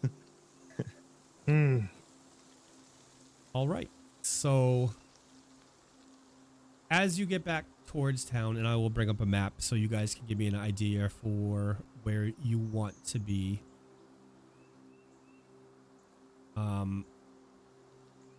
So you should be able to see the map now. You guys left out the eastern gate up here. And you have been in the town for more than a day, so you know that there's guards at every bridge and entry point into the town right now, as well as patrols around the area. So you tell me how you would like to approach. Well, I asked for Father Zanthus to meet us at the northernmost gate. Okay. There are some trees up there. Perhaps we could hide him off to the side with one of us, and the other three of us could go and make sure that Father Zanthus is there and facilitate the greeting. Alrighty. So draw me a pointer. So I'm gonna remove my pointer, and you can show me exactly where you want. So the way you would do that, you would right click. This is the northernmost gate. Okay. Okay, that's where you want to be. Okay. And we would put, assuming the rest of the team is okay with it, we would hide someone back in the tree line. Yeah, that works. And the rest of us will ride up on our horses and scout things out and await Father Zanthus. That sounds good. Does that work for everyone? Yeah, I'll definitely be one of the people who approaches the gate. I think we need you up front there, Davdithas. Yeah. Have the most rapport with the gentleman. Listen, Green One, you're going to stay on my horse. I'm going to stand in front of you. If I pat the horse, you run. You understand? Yes. Yes. Good. Do you want to take your gear off first? Off the horse? I will. In this pig? Mm-hmm. I'll take it when we get there. Okay. Okay. Should it come to it, ride north, follow the roads, and find a safe place along the water. If it comes down to it, we hope to meet you there. Okay. Okay. We have to trust each other here, Squee. This is my life, though. This is my life. And we intend to defend it. Okay. So Gunnar, you're going to stay back with Squee up in the 30, 40 feet back? How far back are you going to go? About 120 feet. Okay, within the tree line? Yeah, within the tree line. Okay. When Squee and I get left alone, I take out my boot knife and I show it to him. The head of Jormungandr on the pommel, and I hold the blade to him. If you ever find yourself in the Northlands, you tell them that you are a friend of this family, and they will guard you. So this is this would be a boot knife for you? Yeah. So it's like a short sword in his hand? Pretty fucking much. Okay. All right. All right. So he looks at you, and he just kind of shakes his head, like up and down, like he's pondering. And I never thought a human would. Thank you. And he takes it and he tucks it away. All right, guys, I think it's time to do this, huh? I slide off the horse. I fix my cloaks, and then I sling the pig over my shoulder again like the pack. I rip the shield off the side of the horse, and I affix it to my left arm as if I'm getting ready for war, and unholster my hammer and hold it in my right hand. And I keep my eyes keenly adjusted down the road. Okay. Towards town? Yep, towards town. Okay. All right. With that, we're going to switch to Davdithas, Mihaly, and Idabrix and see what's going on with them. So are you guys... Tell me what you guys are doing now. We're going to, I think, move up to the gate and await Father Zanthus or whoever may come to us. Yep, I agree. let's do that. Okay. With that, everybody, we're going to take about a 5-minute break, and we will be back shortly to continue the adventure. We're going to get up, stretch our legs, grab a drink, and we'll be back shortly. So we look forward to seeing you in about 5 minutes, okay? Thanks, community.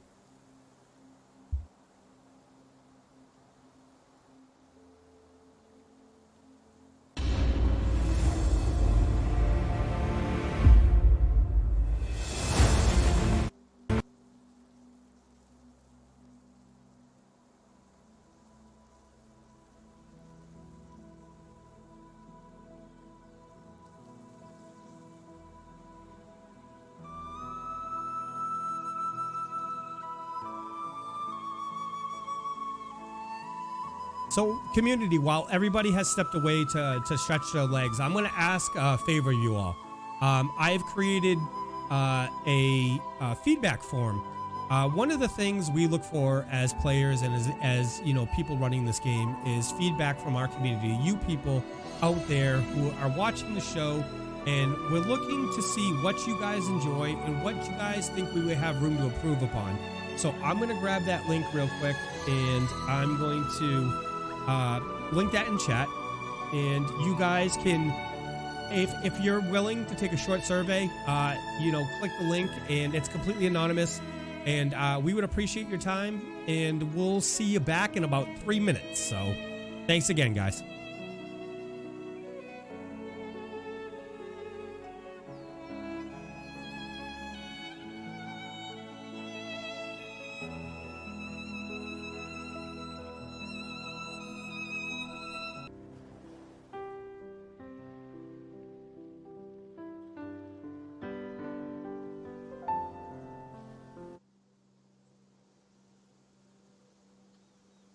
Hey everybody, we are back from our break. Welcome back. When we left off, Gunnar was working with Squee out about 120 feet away from the town.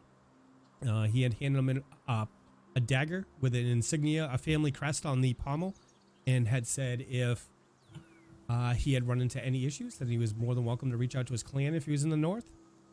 We had Davdithas, Mihaly, and Idabrix walking up to the northern gate of the town of Sandpoint, hopefully to meet Father Zantus.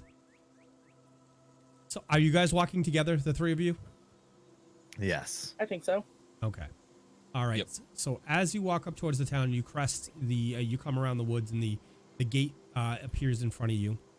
You see, you do in fact see the robes of Father, and you know, the robe figure of Father Zantus come up, and he looks troubled. There's guards on the gate, as there is at any other point.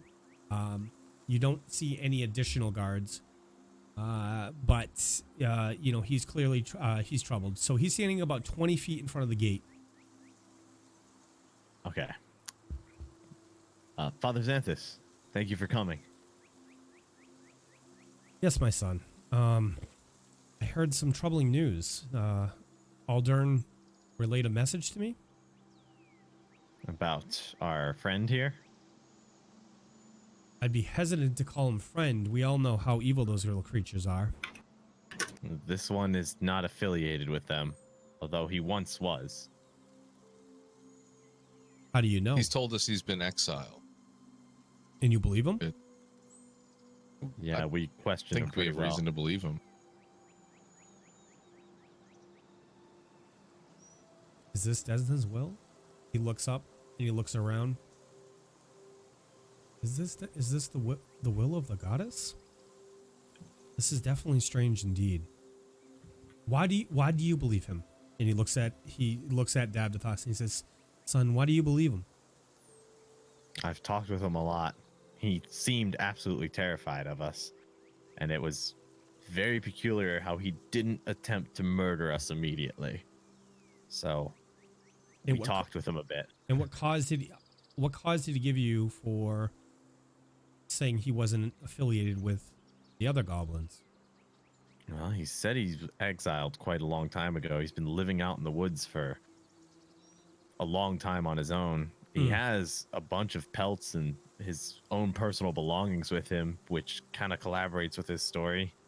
Not to mention, I get a genuine feeling that he was telling the truth. Okay. I'm going to be frank with you here. Absolutely. I would like to go with you to meet this goblin. If what you say is true, and I'd like to talk to him, but as you know, I'm not a leader of this town. All I can do at that point is give an informed decision on what I think of the situation to Sheriff Hemlok and Mayor Deverin. And it's their decision to make. Absolutely. And that's actually what I was hoping to have you for. They do, weigh your opinion pretty heavily. And I feel like it would mean a lot to have that. Okay. Can you take me to him? Absolutely. But I have to insist he's a bit jumpy around weapons, so. Well, I just carry the weapon in my office.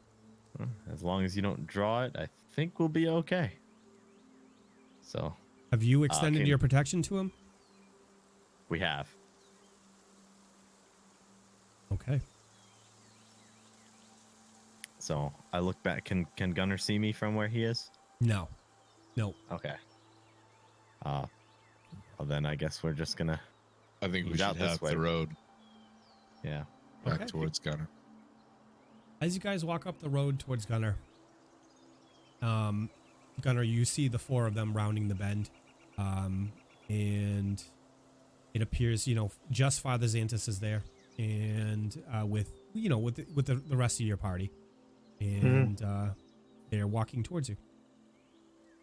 Squee looks over, and he's just like, "What's going on? What's going on?" I stand there in the clearing, in front of the horse and in front of Squee, and I say nothing. I just wait. He gets, he's rocking back and forth in the saddle. He's getting antsy. He's, obviously apprehensive. So, do you see anything? Warrior? Calm.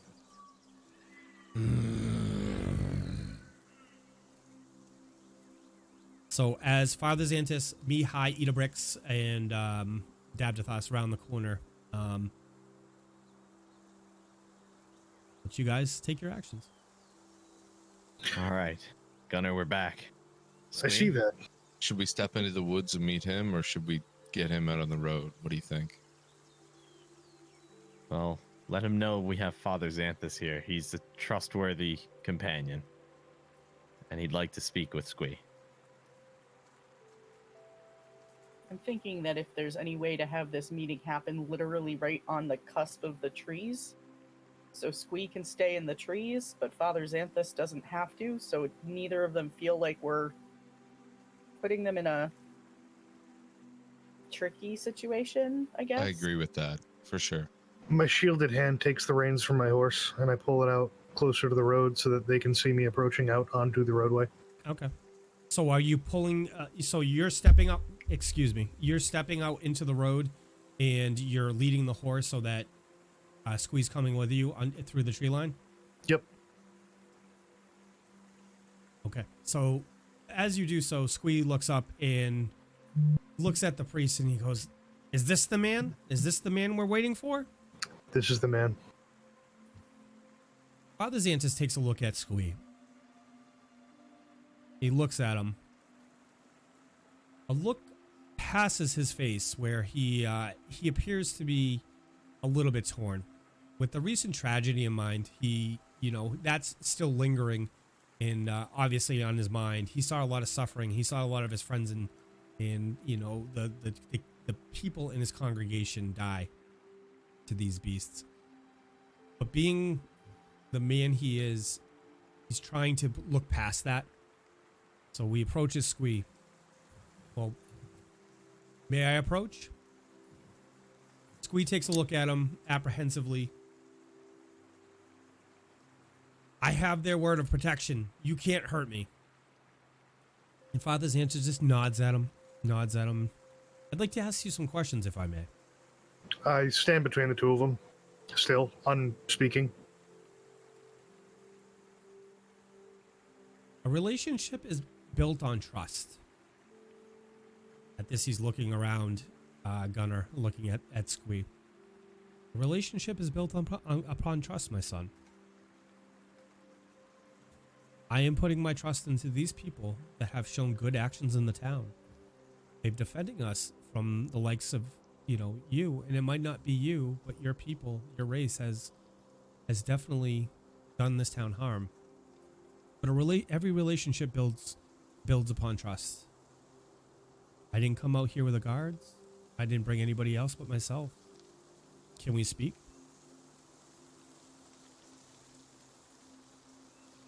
Squee takes a look at Father Zantus and trying to appraise the situation. Warrior, I would speak with this man. I hook my hammer back on my hip, and I step towards the rest of my friends. Okay. What would you ask of me, priest?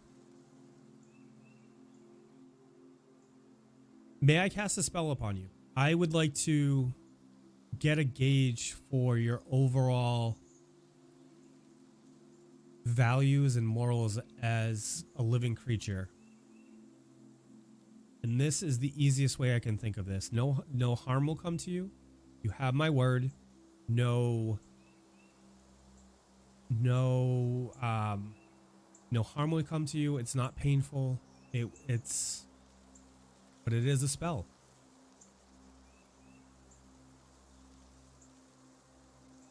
At this, Squee obviously is distressed. So Squee looks back at the priest and says, I'd rather you not. I mean, think about it like this. These humans and you are the only person that I've seen, that have not attacked me. And now you want to cast a spell on me? You want to cast a spell on me. What is it going to do? What is this spell going to do? Well, he's kind of freaking out. I walk over to him and in an attempt to, be diplomatic here and say, Squee, man, you got to calm down. We can trust this man. And if you trust us, you should extend that same trust to him. He's not going to. Trust is earned. Trust is earned. All I know is I get attacked every time I see somebody. Trust is mutual. Trust is mutual. You trust us. We trust him. We all trust each other. Let's tone it down a little bit. We'll get to the bottom of this. We're here to help. So Squee looks at the priest and goes, you're not going to hurt me. And Father Zantus nods his head. I will not. You have my word. Upon the word of Desna, I will not hurt you.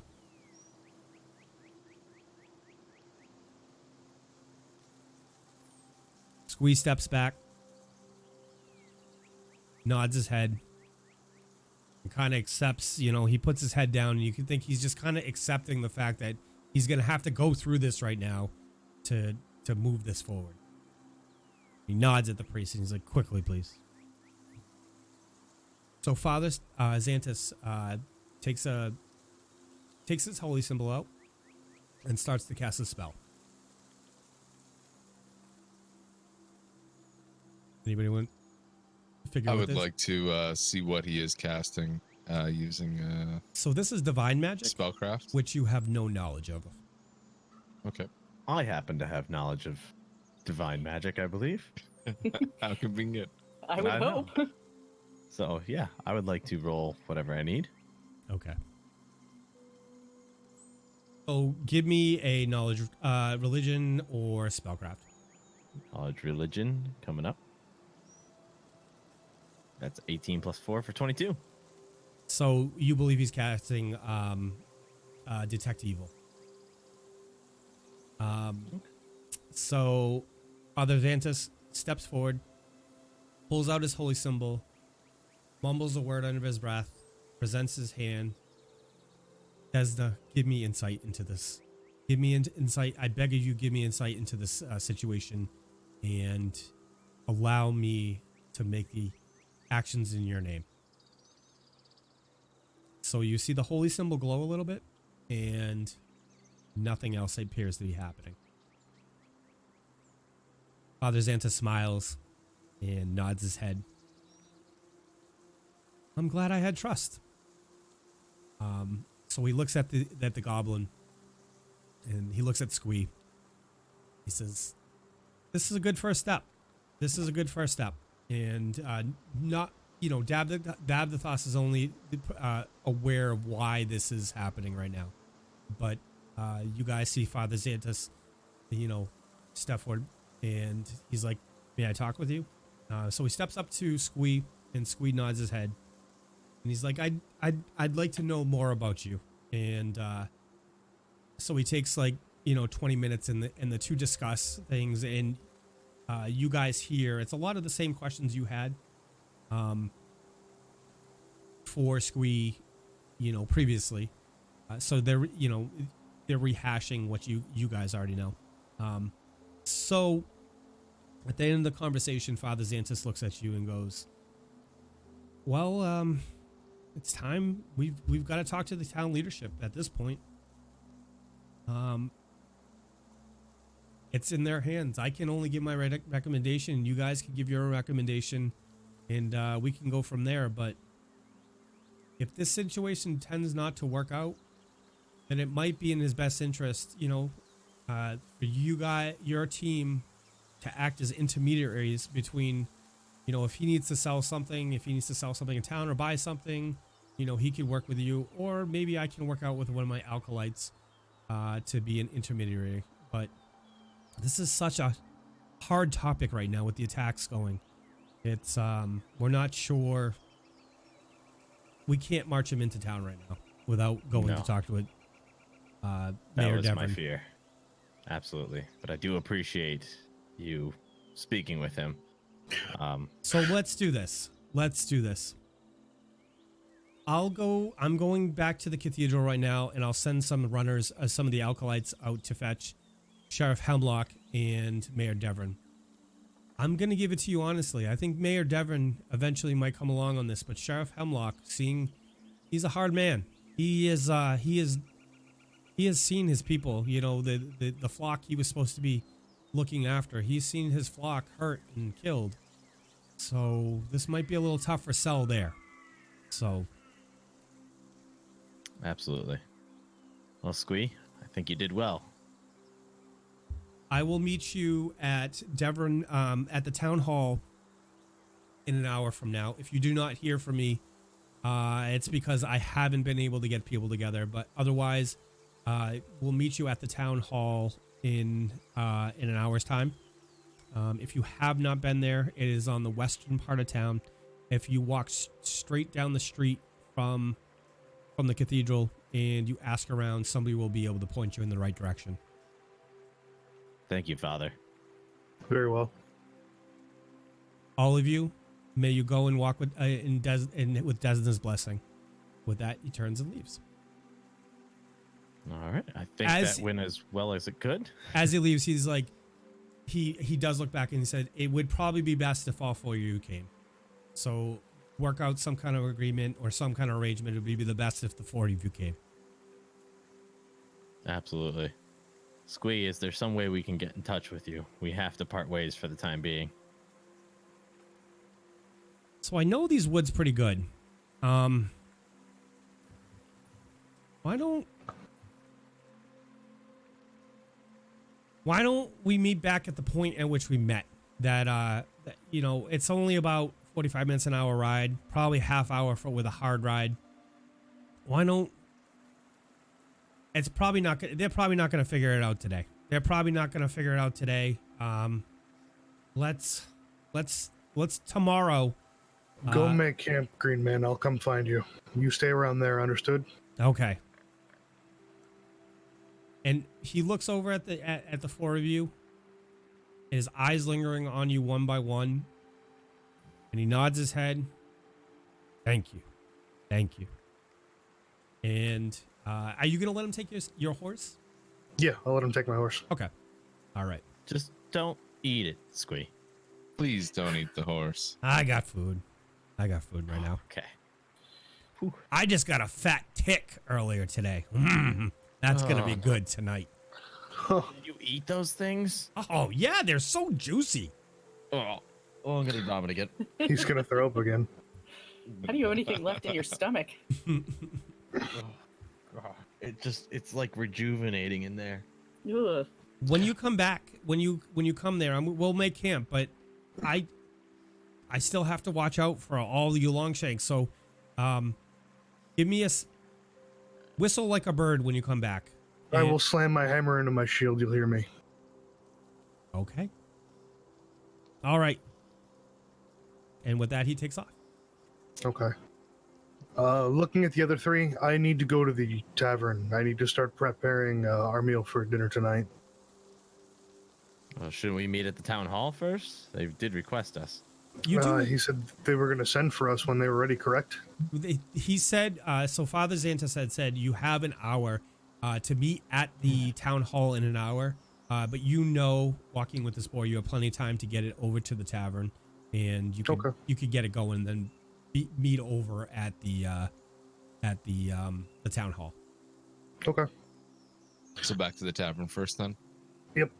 We can check if our gears arrived. Yeah. Sounds good to me.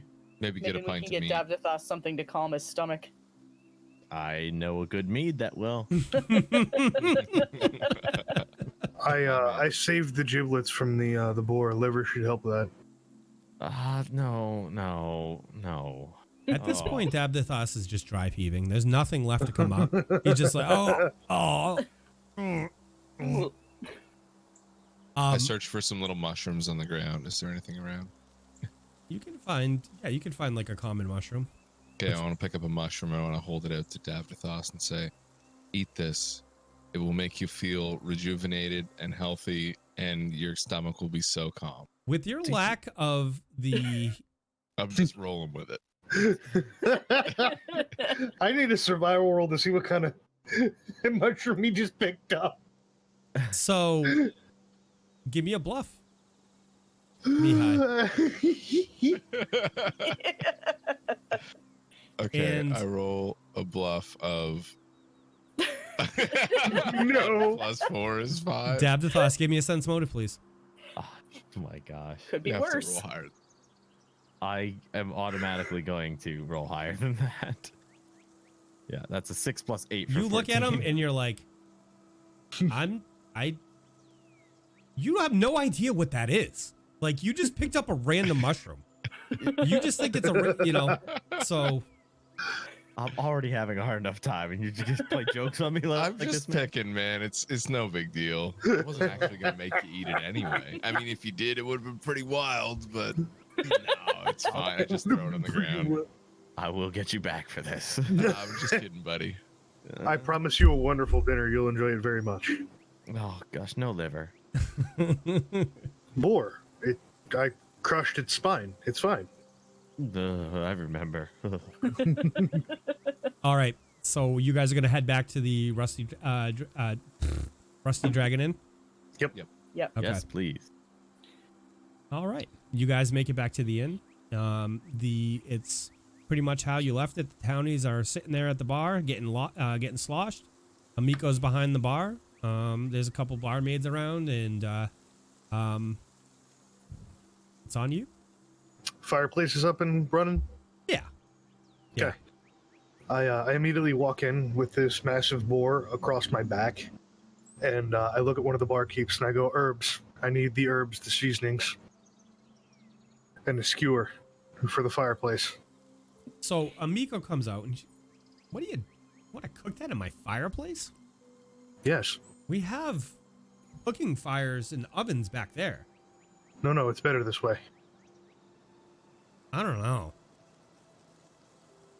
about that. Fine. You show me your cooking fire in the back, and I'll see what I can do with it. Okay. So you walk into the back in the kitchen with Amiko, and she's like, "This is beautiful right here." So you look, and in the ground is two stakes coming up, two metal stakes coming up out of the ground, and there's a fire. There's a pit there with a grate above it, and it's lined with rocks. It's masoned up with a exhaust chimney that goes up and out of the feeds into the main chimney for the inn, and she's like, "This is where we cook stuff." Okay. That fireplace hasn't been cleaned in like a year. We just sweep the soot out. That's fine. I'll use this then. I give her a laundry list of herbs, including garlic and onions and all this other usual wonderful happy hour stuff. It's gonna cost. And, you're gonna have to. I mean, I can send a runner out, but it's gonna be about 10 silver to get all this stuff together. I hand her a gold here. Good. Alrighty. So you do that, and she calls over. She's like, Brianna, come here.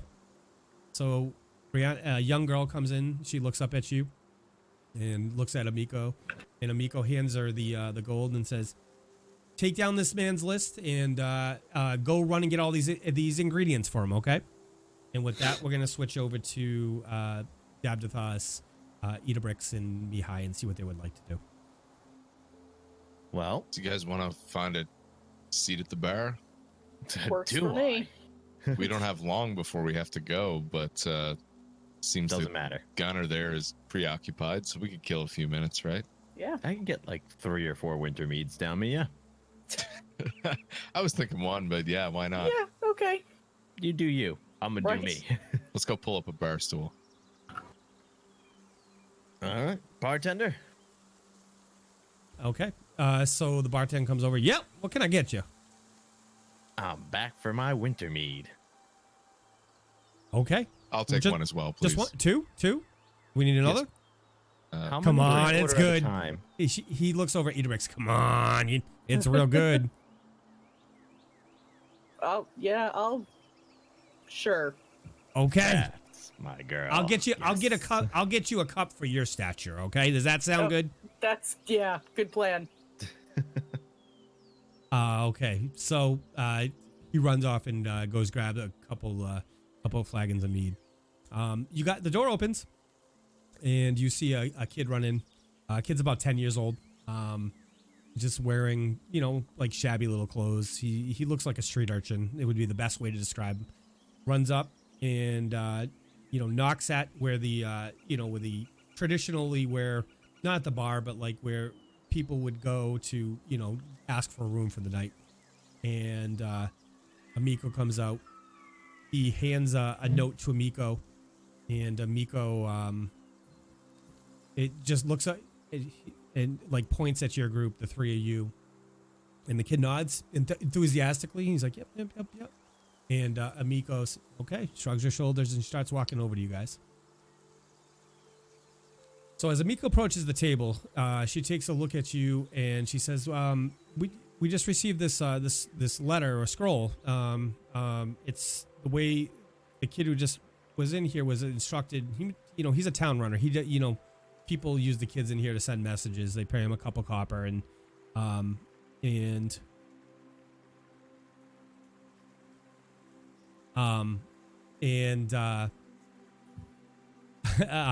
so they he hands her the note and she hands you guys the note.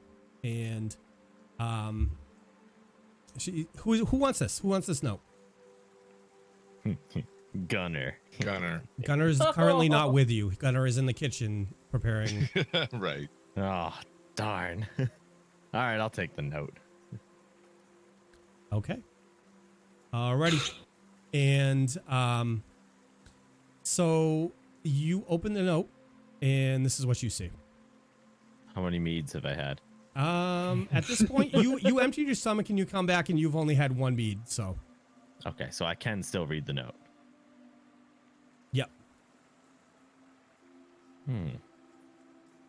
All right, I'm going to read it out loud if that's... Let's see here. Heroes of Sandpoint, I humbly request your presence. I may be able to shed some light on recent events. Madam Mivashti. And Amiko kind of she nods her head. She's Madam Vashi summoned you? Do you know Madam Mivashti? Yeah, she's the the town fortune teller. Ooh, a fortune teller, you say? Yeah. Where can we find her? She's in town. I can give you directions if you would want to go check it out. I mean, I feel like we should, right, guys? Yeah. Yeah. might as well. Should we go before or after we meet with the rest of the people at the town hall? I don't know So if we'll have enough time. you guys have been there about 20 minutes. Gunnar's in the kitchen giving a list of ingredients to the runner, and he after about 15-20 minutes he comes back out and he sees you guys standing with this note. So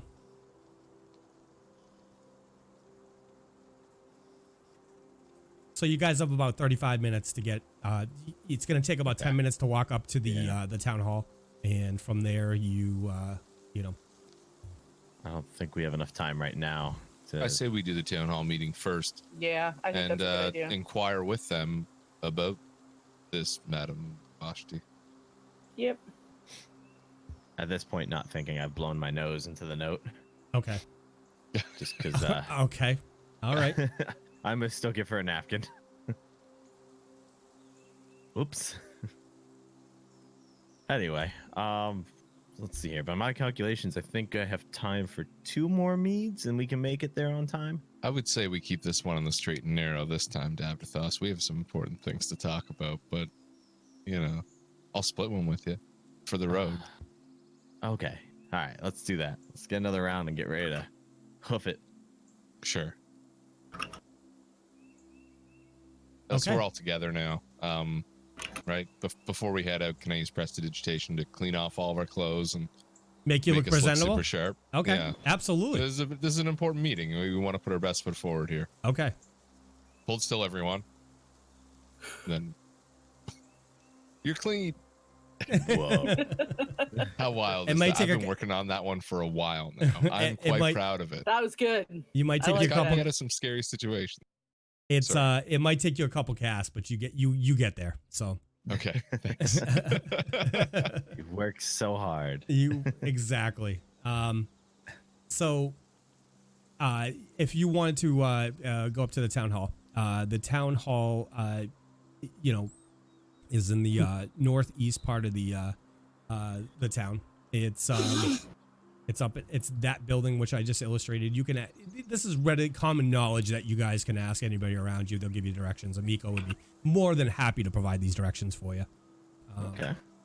But you actually I might not have the correct building. Let me double check. But did you guys make your way up there and you want to discuss anything on the way up? You let me know. Yeah, I think it's time to head out. Are we all ready? As ready as I can be. Okay. Gunnar, how's the boar looking? Did you guys actually come back in the kitchen and find me? No, you came out after about 20 minutes. Oh, okay. Sorry. I didn't know, and how much of that did I hear and did I not hear? So you came out at the point where you come out and you saw that Davdithas was blowing his nose with some kind of note, and the other and the rest of the party is just kind of looking at him, and if they want to fill you in, you're more than welcome. Okay. Hey, Gunnar. This is going to be good tonight. This is going to be very good tonight. I hope so, but I think I can smell it already. It's seasoned and rubbed and packed with potatoes and onions, and it's going to be wonderful. It's slow cooking now. all right. So while you were busy, we happened to receive a note. As you know, we have to go up to town hall shortly for that meeting, but Yes. there's someone who, wishes our presence. Here, take said a they look could at shine it. some light I swear on the event. it was dirty beforehand. Here. I mean, clean enough. So what do you think of it, Gunnar? It's all on you. You have What to it make the says there. decision. Do we Yeah. go?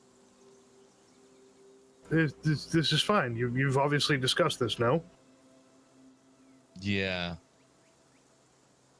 I mean, So- you're really going to be the tiebreaker, though. One of us is indifferent, and the other two are opposed. Yes. So what do you think we should do based on the words that you see on this note here, Gunnar? First off, why is there some gooey, clear stuff on the note? I use prestidigitation to clean it. I don't want to touch it, but just kinda, Thank you. blow it aside. You know, yeah. I'm not Wow. gonna give you the detail. Wow. Does it look any better now? It Much. Okay, so are you on board or not? He turns it upside down. He looks at it and concentrates. I mean, it sounds good. I mean, I want, I know how he feels, and I want to champion for him. I want a place for him to live and just have a life. He folds up the note, and he hands it back to Mihaly. Oh, thanks. I guess I can hold this now. Here, Davdithas, you probably want this. Yeah, thank you. I'll take that. Okay. Great. Cheers. I really don't want to hold it. I mean, I know it's clean now, but it's just weird, man. Yeah. All right, Gunnar, are you ready to go? We got to Oh, get off to town hall. Yes. Okay. Idabrix, we're okay. We can go. Yeah. Idabrix? Everyone. Yeah, I'm good. Okay. Okay. Alrighty. So you guys start making your way up to you start making your way up to the town hall. It takes you about 10 minutes to walk up there. When you get up in the area, and that was in fact to the building. I was right. So woohoo. You get up to the building, and you go to walk through the front door, and a guard stops you and says, "Hello, who are you?" What do you mean, who are we? We're the ones that saved the town. I strike a pose and I go, they call us the heroes of Sandpoint. How much guard? did you let him drink, Mihaly? It's just 1.5 each. I mean, I'm feeling a little bit buzzed up, but it seems like he's always having a good time. So the guard, are you guys coming from a tavern? Like, is he Maybe. good? Is he good? I He begin is striking- absolutely good. You I can begin trust striking us. another pose and I go, yes, we came from the Rusty Dragon. I look over at the guard and I say, he's just an eccentric man. People of Desna and all. Oh, I put my arm around Davdithas, one arm around him, and I give him a nice tight squeeze, and I pat him on the cheek, and I go, he's totally fine, right? We wouldn't want to make a bad impression, would we, Davdithas? I was working really hard to make a good one. I know, and I'm going to help. Ow. Okay. Wow. I think you guys are the people that Father Zantus was talking about. But he didn't mention. Oh, what the hell? Give me a second. I'll be right back. And he looks at the other guard at the door and he says, I'll be right back. I'm going to go check on this. So he disappears. He disappears upstairs for a second, and he comes back down and he walks up to you guys. He goes, yep. Father Zantus, Sheriff Hemlok, and Mayor Devon upstairs. I'll take you up there. So you walk in and it looks to be a comfortable, a typical it's a comfortable building. It's definitely a working building. It's there's a bunch of people in there who going about doing clerical tasks and stuff like that. Looks like these are people that help with the running of the city. There's there's guards around, but there's a stairway that goes upstairs, and the guard starts to lead you up there. And as you go upstairs, it comes into a more comfortable room. It appears to be like a meeting office. And when you walk in the room, you see Mayor Devon. Again, she is a middle-aged woman, and she has red hair, and she's a fairly attractive woman. And she definitely has a little less of that. When you guys saw her at the doing the speeches at the festival, she had a wonderful light about her. She looks a little more stressed. You think you instantly get the impression it's because of the recent events in town. So as you come up the stairs, Father Zantus says, "Oh yes, my children. I've Come in. Let's have a conversation. And as you guys are ushered in, he says thank you to the guard, and he says you can close the door. The guard closes the door, and you hear him post himself outside the door. So, so my children, I have talked to the Mayor Devon here. Have you met Mayor Devon yet, officially yet? No. Not officially. Good evening, Your Majesty. At this, Sheriff Hemlok and Father Zantus look at Mayor Devon, and they kind of nod their head, like, you know, like, okay. So Mayor Devon, my name is Kendra Devon. Thank you so. I've heard about what you've done for this town, and I want to thank you for everything that you have done to help us so far. And Father Zantus brings us news, and at this, you look over and you do notice that Sheriff Hemlock's face is it darkens. And so Kendra says, you know, this news is troublesome. Father Zantus has filled us in exactly, you know, what his findings and your impression of Squee is. However, I am in a very tough position right now. I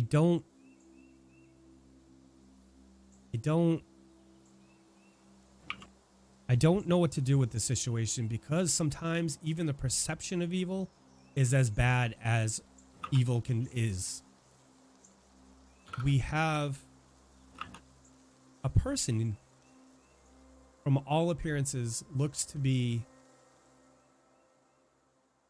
different skin, different appearance, and but they're right now that's the face of the enemy.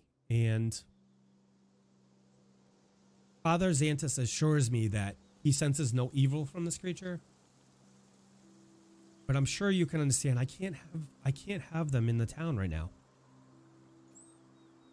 I feel like we would have. I feel like there would be a mob.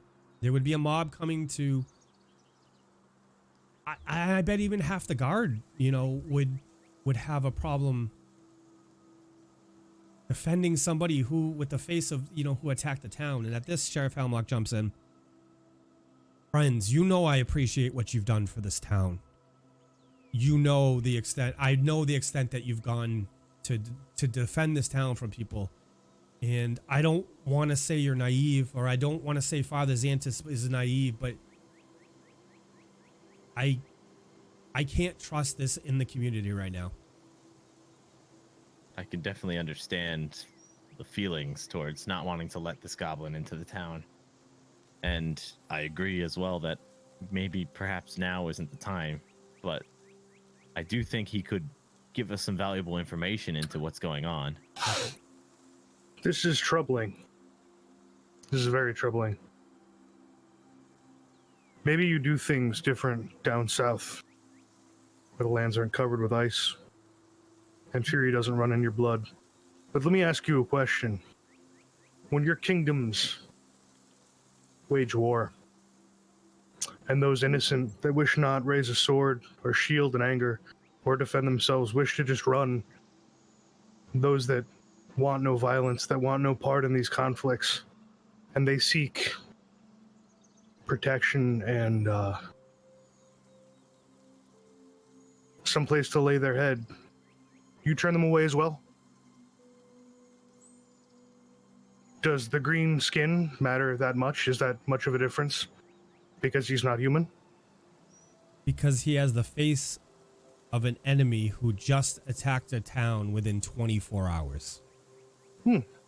Like I said, when kingdoms down here go to war, and the enemies, civilians, humans, normal non-fighters, would come seek solace and sanctuary, you would turn them away? But this I want to know, so I understand where this town stands. We would... Every situation has to be handled differently. I wasn't looking for an explanation, just an answer. Every situation has to be handled differently. That's my answer for you. Understood. Gunnar turns and walks out. Okay. Where are you gonna head, Gunnar? Back to the tavern. Okay. So obviously, Father Zantus, Kendra Devon, and Sheriff Hemlok are, they look to you guys, the rest of the people that remain there, Davdithas, Mihaly, and Idabrix, in what's going on with him? He apparently really likes that goblin. He's a short temper. We've seen that in him before. He's an all right fellow, though. We can vouch for this goblin. As strange as that does sound, I understand the situation you're in. I don't see any major benefit in bringing him into town, and I would almost side with you were I not persuaded in another way, but surely there must be some information we can glean from this individual. He even mentioned that he would love to charge back there and get revenge. It does seem that you share a common enemy at the very least, and an enemy of your enemy is your friend, is it not? It is, but there's the perception from the people. If I bring, so Kendra Devon is looking at the group and says, Yeah. if I bring this goblin into town right now, whether it's right or it's wrong, the nature of the people who are, A, they're not even sure if all the goblins have been removed from town yet. B, they just saw friends and family die to this. Let's not bring him into town, but is there any way that we can, perhaps extend him a little bit of help in the short term and build a bit of rapport so we could, use his information? Father Surely Zantus told there's me some benefit there. Father Zantus told me that Squee had also proposed that to use you, or the Father Zantus had volunteered a couple alkalites to make the daily trip, or make a trip up there once in a while and act as an intermediary between them. Trust is built on layers and it takes time. Might that be a good place to start? I think that seems acceptable. I would concur with that. Yeah, I agree. Kendra looks at Sheriff Hemlok. Sheriff? So Sheriff Hemlok puts his head down, kind of nods and bobs for a second and says, Kendra, I'll be honest with you, I don't like the situation. It doesn't feel right to me, but if these folk or Father Zantus's alkalites are willing to, go out there into the wild, I mean, who are we to stop them from, buying and selling goods to the people outside our borders, They can bring the goods in here and sell it, or, they can buy whatever goods they want and bring them out to them, but Kendra, I wouldn't feel right about bringing that goblin in town right now. I mean, I'd like to think the better of people, but there's people out there. We know that there's, as long as Juke goes, they might, I feel like they would get a mob together, and I don't think this goblin would last long. Sheriff, if this goblin were to be spotted outside the city walls, surely your guards would, take action swiftly. Perhaps you could have a quick meeting with them and devise some sort of plan to identify him as not a threat in the meantime. I can't expect that out of my men right now. Squee was out in Tickwood when you met him. Yeah, that's right. That's a good 45 minutes, an hour away. Without going into too much detail, that's not a typical, patrol pattern for us. So he wouldn't come across a random patrol from us out there. Okay. But my suggestion would be keep him out at that length, away from the town. So I concur. think about one of my guards out there just patrolling, and all of a sudden they see a goblin. And they're gonna have to They're gonna have to second guess whether this is truly Squee or somebody, another goblin that's meant them harm. I don't want my people harmed like that, or having to make that decision. So my suggestion, he looks at Kendra, Father Zantus, I say we set it up as, either he looks at the three of you, he goes, Davdithas and Mihaly and Idabrix, if you guys are willing I would, or he looks at Father Zantus, or if your alkalites are available, I would prefer that, and we can start there. I'd also like to get some questions together for him. It'll take me a little bit, but I'll get some questions for him. If he's, the more he's willing to work with us, the more, those levels of trust build. So, I mean, Seems I'll be damned. I never thought acceptable. I'd never thought I'd come to the day where, a goblin. I'm arguing over saving a goblin here, and We realize the situation we're putting you in, but we appreciate it. And I do think it'll be a good benefit to the town, especially given the circumstances. okay. Kendra looks at you and goes, guys, it's a pleasure. I feel, I'm not really a religious person, but, and at this, she shoots a glance over the Father Zantus. But I feel like Desna might have had a hand in you being here that day, so. And I absolutely agree. As I strike a pose and I go, all thanks to Desna. She looks at you, just blinks, and blinks again. She looks at Father Zantus. Is this normal? It's Father Zantus is like, Kendra, I don't know what's going on with that one. Kendra, I don't know. Desna away. Oh my god. Well, I guess that means we're leaving. Right. Thank you very much for your time today. You Oh, regret it. we appreciate everything you've done for this town. Thank you so much. We need to go Idabrix, keep do an you eye have on any, that or one. Idabrix, do you have any questions before we go? No, I'm a little concerned about Davdithas, so follow him. Okay, we'll follow him. Okay. So as you leave, Father Zantus says, may the prayer of Desna and the blessing of Desna go upon you, my children. Go in peace, and thank you. And Sheriff Hemlok says, I sent a runner down with that gear down to the Rusty Dragon, and I should be there by the time you get back down there. Great. Thank Cool. you. Much appreciated. Okay. All right, so we're headed out. Idabrix, chasing Yep. after Davdithas. Yep. Can we catch up to him, do you think? Or is he just... He's got about 10, 15 minute lead on you, so. I was gonna say he's faster than me, that's for sure. Okay.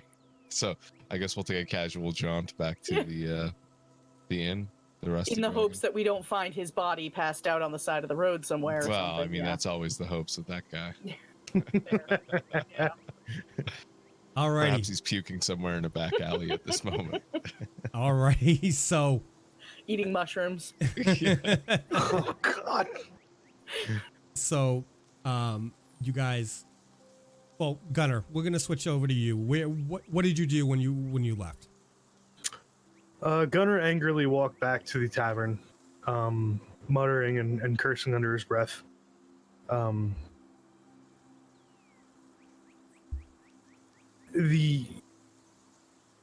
The anger is very, very apparent on his face. He doesn't want to be talked to. He doesn't want to be involved with anybody. He heads back into the tavern when he gets there, and back to his cooking to check on the meat of the boar as it's slow roasting over the pit. Okay.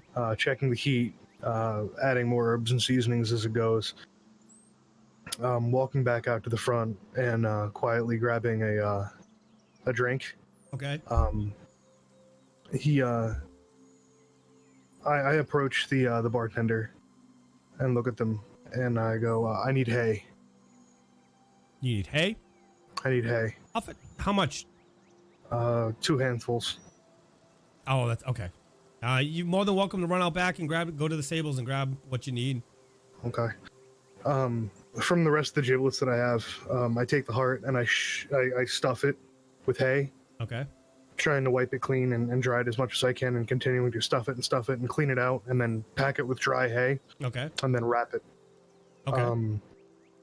Walking back into the tavern, the fireplace is still lit. Yes.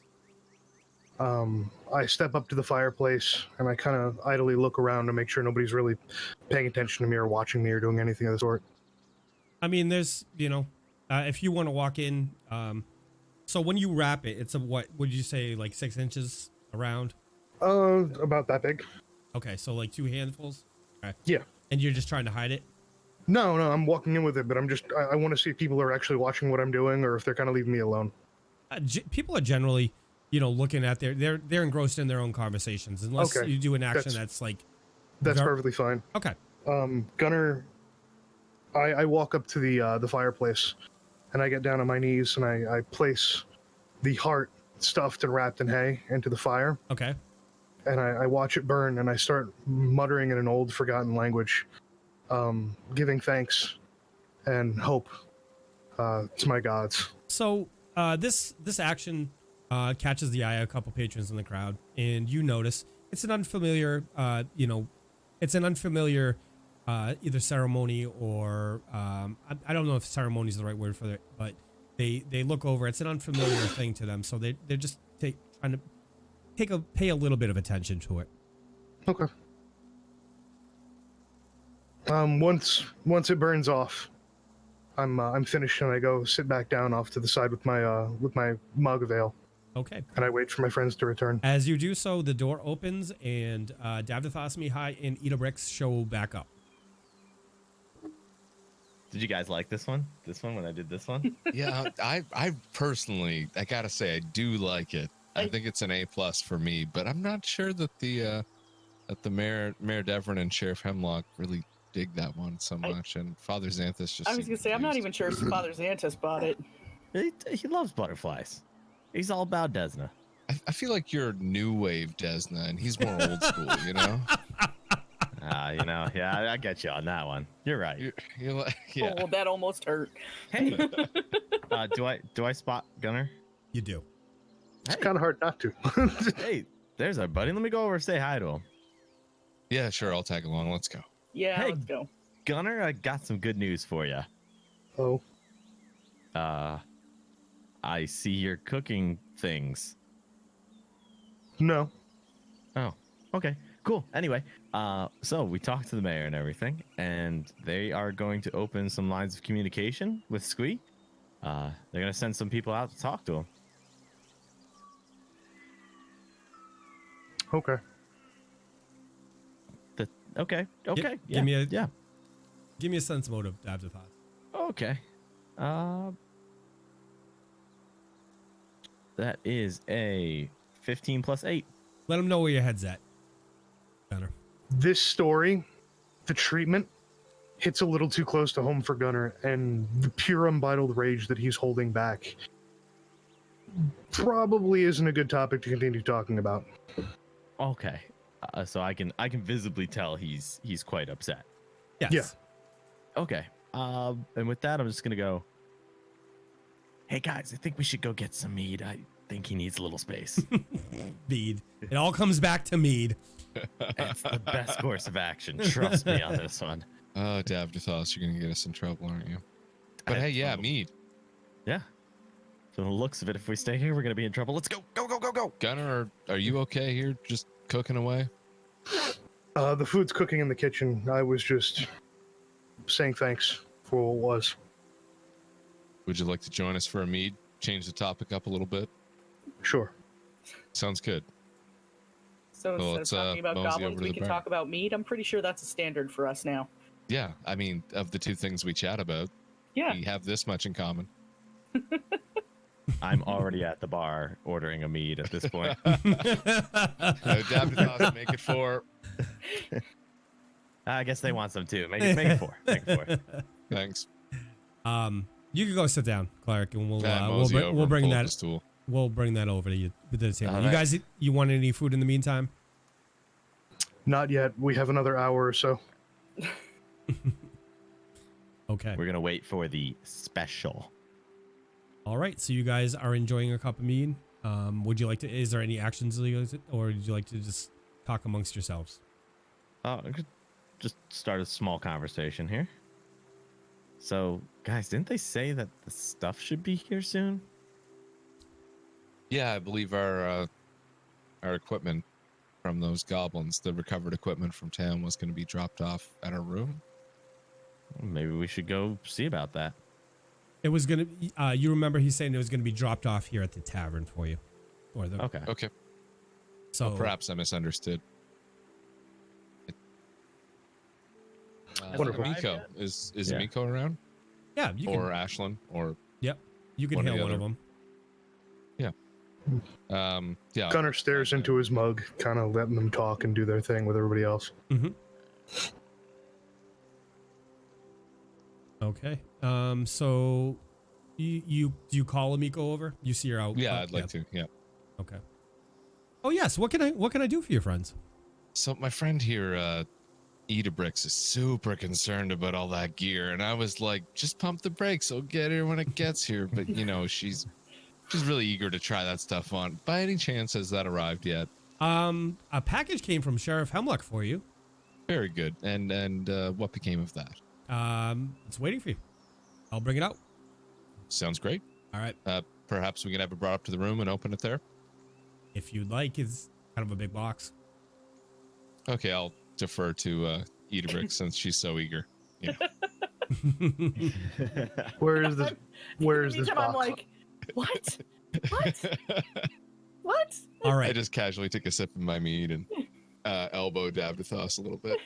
Because you guys are new to the system, what I am going to do is put the equipment that was found from their cover goblins into the party sheet. And what you can do is you can open the party sheet. It's one of the buttons to the top right. It has a little eye, like the letter I, with a couple people next to it. And once you open that, you'll see a tab that says inventory. And if you give me a second, I will put the equipment in there.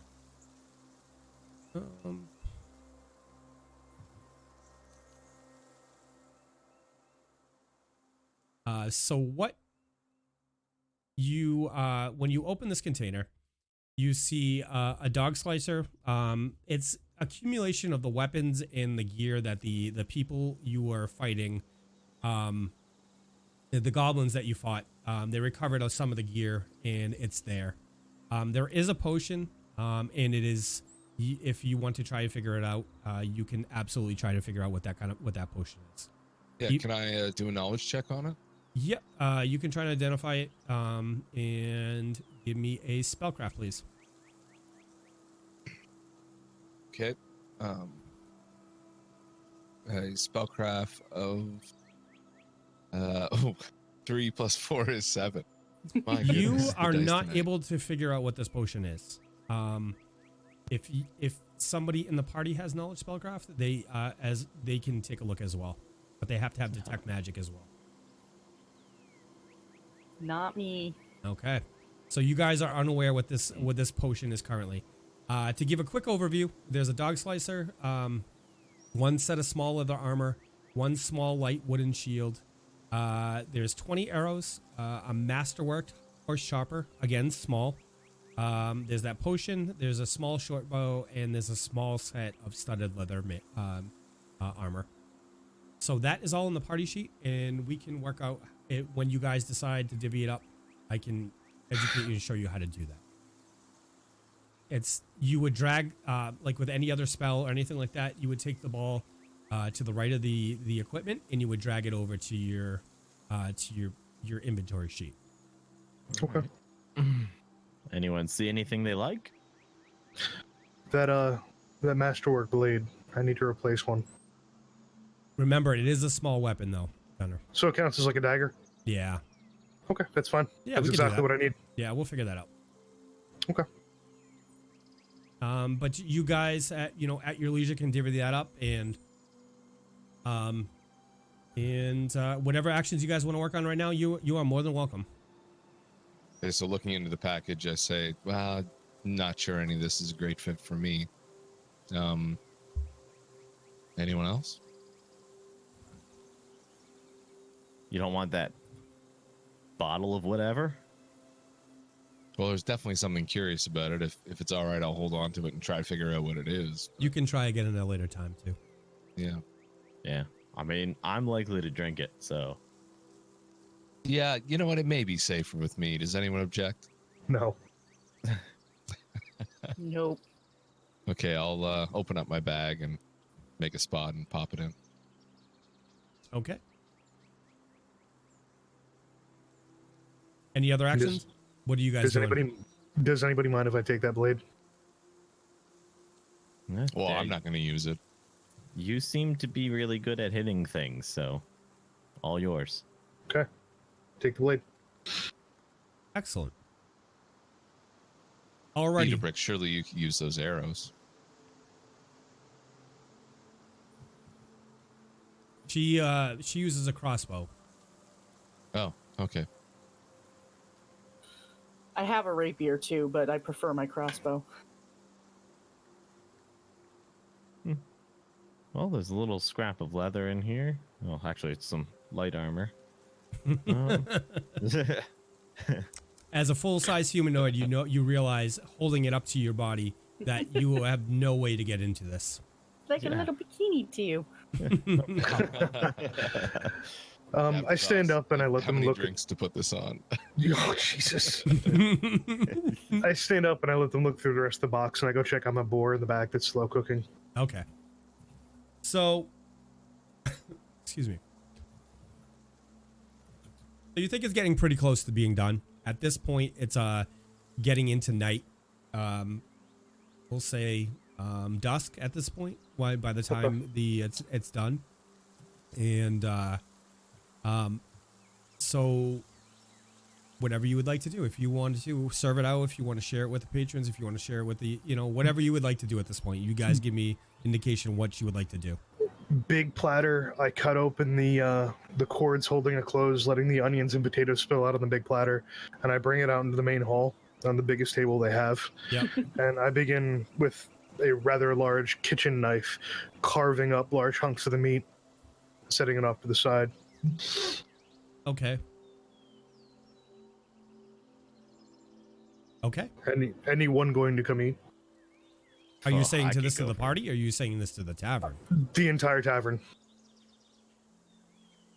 So Amiko calls you over, and she catches your eye. She says, she kind of nods her head to like, hey, can you come over for a minute? He walks over. All right. So friend, I've appreciated everything you've done around town, and like I said, you guys have free lodging, and you have, but just think of it from my perspective. These are paying customers, and they otherwise would buy food. Taking out of my pocket just a little bit, and I'm sure you can appreciate the position you're putting me and my establishment right now. Understood. I walk back over to the platter. I pick it up and I walk back over to the table that we were all sitting and drinking at, and I set the platter down. Okay. Look at the rest of the party going, all right, this is ours. Oh boy. Well, perhaps we're going to Like serve out days. plates with a guarantee of a tip to the establishment.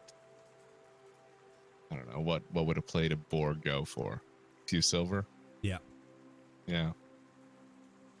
I mean, you look like you can probably finish the whole thing anyway, Gunnar, so you don't really have to share, but you know. I made it for all of us. That's why I've made the onions and potatoes with it. Well, looking for I'm anything that definitely doesn't having a look like plate. liver. Slide some of that over. I start serving it out, cutting it up and making up plates and passing it to the other three, making a large serving for myself at the end.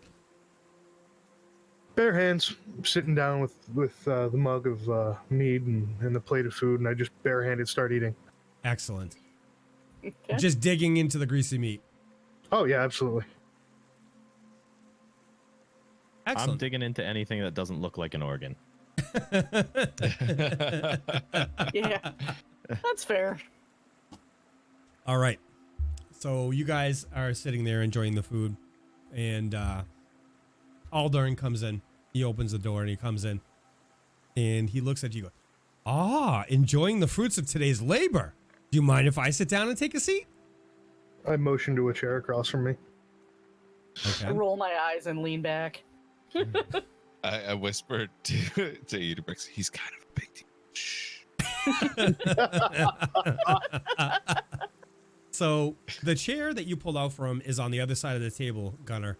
But he grabs that chair, drags it around the whole table, clearly making the noise of the chair dragging around the. Everybody in the tavern's head looks up and they look over at him, and he's just oblivious. And he puts the chair right next to you, sits down, and he goes, "What's the best part here? What should I eat first?" I point to a hunk of the meat and go, all of it. Take some. So he looks. Eat. Excuse me, I'm sorry. He looks at you, just like grease coming down your face, and your hands covered with grease, and like chunks of meat, and there's chunks of meat on your face, and he's like, wow, I've never seen it eat it like that. And so he calls over, Amico, can I get some silverware? No. Stop that. So Amico looks up. She looks over to you, and she's like, should I bring him? No. So- You eat. I use my hands? Yes. Oh, is this that warrior training you told me you would make me into a warrior, right? Eat the food. Yeah, I'm gonna get started with my warrior training right now. He grabs a little piece of meat. And he goes, and that burned me. That's hot. You blow on it. You cool it down. I use prestidigitation to cool it slightly, but also make it taste really super bitter. Oh, God, yachts. And I say, look, I just cooled it down just a little bit. It's fine. It's a skill of mine. It tastes great. And then I take a big chunk and just stuff it in my mouth going, oh, it's so good. To be clear, the DM is choking on coughing right now. Give me 1 second. The hesitation is real. All right, sorry about that. So, so he picks it up, he takes a look at it, he goes, oh, this looks good, and he tosses it back, and he just starts chewing on it. And he's like, this is something. This is something right here. And chewing on it. I'm liking this warrior training. And he's like, he's forcibly trying to chew through it. And, you think he's not enjoying himself that much. I gotta say, the boar I've had before tastes slightly different. I reach into the inside to the entrails, and I pull out the pieces of cooked liver, and I cut off a large hunk, and I slap it on the table What's on his that? in front of him. What's that? It's good for you. It'll make you strong. It'll make me strong? Can I get 2 pieces then? He cuts him another piece and slaps it on his Oh, table. God. I am going to be a warrior by the end of the night. And so he takes his takes his hand, he goes and grabs the piece of the liver. Again, he's like, that's hot, and drops it. You need to work on this. It's not hot. So he picks it up by like on meat, how there can be a little bit of a string of a meat coming off of it, like a tendon or yeah. So he picks it up by that, so he's not grabbing like the big part of the meat, and he holds it over his head, and he just gingerly gnaws at it, and he's like, it's tough for him. It's tough, So he's like grinding on it, and he's like, yeah, this is good. This is really good. Maybe you'll have a 3rd piece of this. Oh, I think I'm gonna be sick again. Can you believe this guy? Oh, Finish your plate. So the Aldern starts to work through his plate. In between bites of that, he starts regaling you guys about Magnamar, and his business in Magnamar. He's supplied the biggest taverns, and my family was traditionally brewers, but now I don't necessarily brew it. I just buy it from this person and I sell it to this person. I'll import it from different towns and different cities, and I figure out where the shortages are, and I make a little bit of pretty I can't talk. This liver's going right to my face. I buy it low and I sell it high to make a little bit of money. So you sell someone else's product? Yeah. Like your own? I never label it as my own. You're a used mead salesman? No, we procure stuff. We're importers and exporters. But we tend to distribution services. but we tend to I tend to stay towards, the alcoholic beverages cuz I know those well. I know those well. Good. Gunnar hunches back over his plate, and I continue eating, kind of trying to ignore him a little bit. Okay. Okay. I look over to the nobleman and I say, well, you seem to know Magnamar pretty well. What is the best pub in town if we were to find ourselves there? The best pub? The best. That you would be able You know to them afford? all, surely. That you would be able to afford? No. The best. The cream of the crop. The Ritz. The most luxurious, best bar in town. What is it? Let me think. I think it might be the Golden Pony. But lately, this other place has been coming up in the town, and I think it's called, give me a couple minutes. I'll think about the name. I forget what the name is. Yeah. It's on like the west side of town, and there's not really much fancy over there, but this place is really good. They've been doing a lot of business, and they've been buying a lot of alcohol from me. So Sure, get back to me on it. I'm definitely. I can't think of the name right now. I think it's something to do with a beaver, and is it the gilded beaver? Beaver Lotus? I can't think of it. I'll Can I sense motive on him? Yeah. See, I just kind of want to know if he's being straight with me or if he's just pulling some bullshit out of his head. Sense motive. I roll a 10. Okay. So which part? So there's two distinct parts there. I just want to know if he's get a gauge if he's being at all truthful or if he's just kind of, showboating a little bit and acting like he knows everything.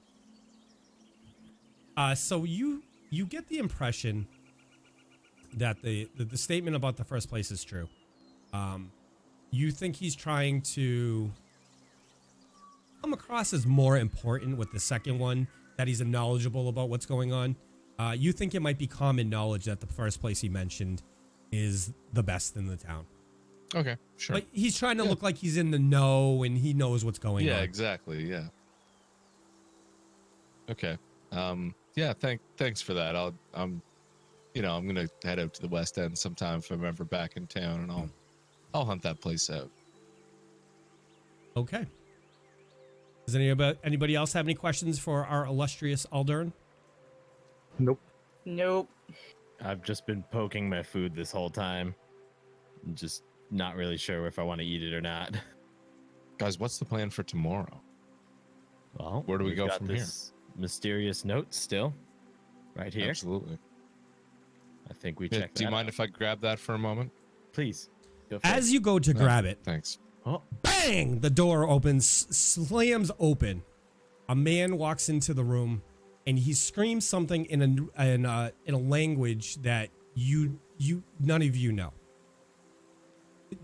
So the door opens, and he's looking inside, and he screams this, and everybody's head sweeps over to him, and you see this gentleman.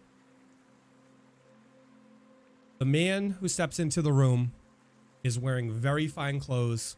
He's wearing a headdress of some type with red and golden inlay. And it's the man is about 55, 60 winters old. And he looks very beat up. And he screams this again.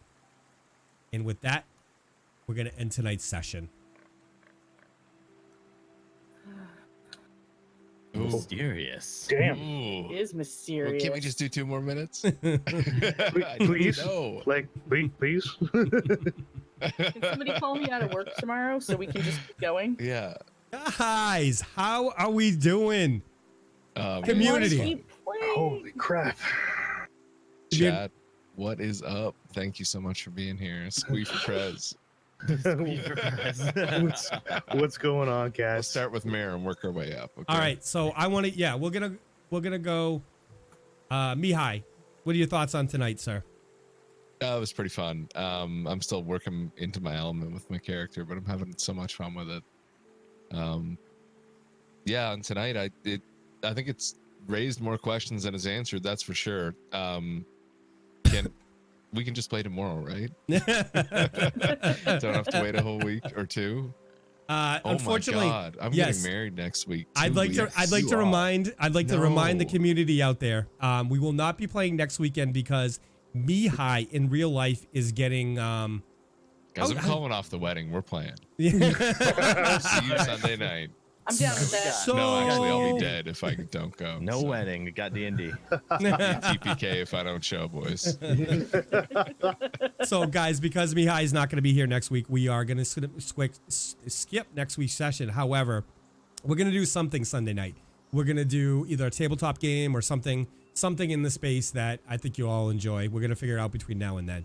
But everybody in chat, if you're a subscriber to the channel or you have your favorite emote, let's throw it up and say congratulations to Mihaly on his anticipated getting married, unless he's smart enough to walk away from the situation. Everybody put your hands together and Thank you. throw those rads up, throw those, throw those rips up, guys. If you got them, throw those rips up. Or Ouch. Ruthless. I'm sure My she's a goodness. nice lady. She's fantastic. Rip. But, Wow, look at all those rips in chat. I love no, you we guys. wish you nothing but the best, Mihaly, and I hope everything goes well. And we look forward to seeing you back the following week. Oh, it's going to be great. I can't wait to be back. And I really, really, really appreciate you guys being cool and putting it on pause. We knew this was coming before we started the campaign. We had contemplated starting after the wedding, but we were so excited about wanting to get it started. We just wanted to get going. I'm glad we didn't want to started wait. beforehand. So Yeah. Me too. Yeah. All right. So There's going to be some great content on the channel, though. Definitely come back. I won't be here, but they've been talking about some really fun stuff, and I'm kind of jealous I don't get to be part of it. Davdithas, weigh in, sir. I had a blast tonight. We made some new friends. I practiced some new poses. I got to drink more mead. What more can I ask for? Awesome. Cyclone Jack, Gunnar. I got to play a little more of Gunnar's background, got to give you guys a little insight, really get into, the meat and potatoes, pardon the pun, of who he is. And I'm really loving this character. I'm having a lot of fun with him, and I'm having a lot of fun here in the channel with all you guys. This has been so much fun, and tonight was just amazing. Awesome. Idabrix, Luna. Oh my gosh, tonight was a lot of fun. I really enjoyed getting to learn a little bit more about Gunnar. And I definitely enjoy the drunk side of Davdithas. I mean, that's just a lot of fun. So I have a feeling that Idabrix may be doing some Davdithas drunk yoga at some point. So I'm not Awesome. entirely sure what that means. we'll be striking poses. I think you just made a pass at me. Remember, they were already shipping us, remember? Oh, right. I remember now. Awesome. So from my point of view, stepping out of combat and more into the RP side of things and watching how the party works through some of these situations for me is a great joy. I took a step back and was able to put. I got a little bit of time in the last 2 weeks, and I was able to write a lot of different offshoot plot lines that are going to be tying in, and you guys are going to see that as the story unfolds. And that to me is interesting because I've never been a writer. I've had a lot of fun story ideas, but watching these guys play it out and like looking at the situation, and I think they're going to go one way. And they might go left, they might go right. There's so many different options for people, and it's really fun to see the inter-party conflict and how things play out, and people staying true to the character. It's a wonderful thing for me. It's one of the things I enjoy. So not in this campaign, I don't get to just play one player. I get to play so many different characters, and it's a blast for me. So I had a lot of fun. And so I do want to give a shout out to Nate Westlink because we did feature his community-made NPC in the campaign.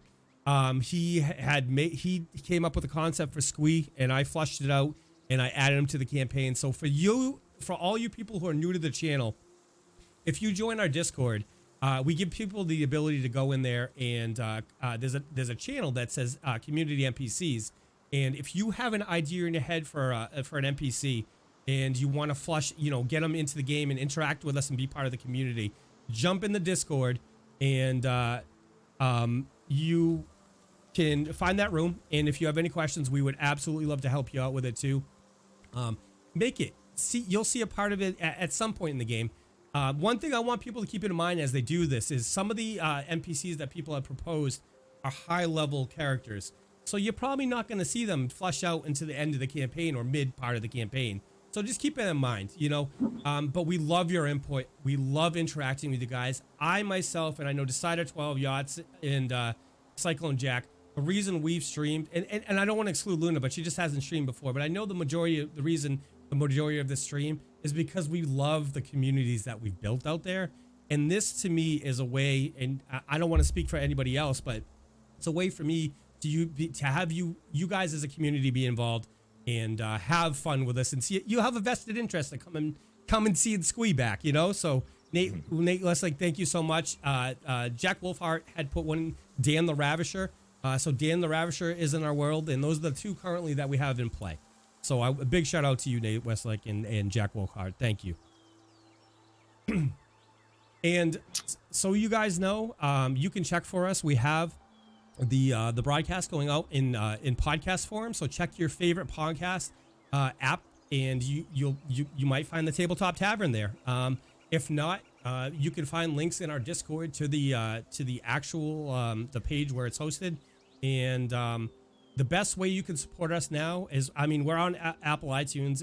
If you like listening to the podcast, share it with your friends, and give us a rating, and give us some feedback. There is a feedback form floating around. So if you want to give us feedback, then, give us, let us know what we're doing good, and let us know what we have room to improve on. We're here to provide a show for you guys, and we want to do it to the best ability we can. So team, we have fun. Oh, I had a blast, man. Yeah, I had an absolute blast. Okay, that's the biggest thing, and I'm glad as a party. I haven't DM'd in a long time, and to see these guys have fun, it makes me happy. So what we're gonna do is we like to end the night by rating somebody else within the community, and I'm gonna take a look and see who is out there right now. If anybody in chat has somebody within the tabletop community, D&D, something like that, give us heads up. Otherwise, I'm gonna find somebody and we're gonna toss them a raid. So.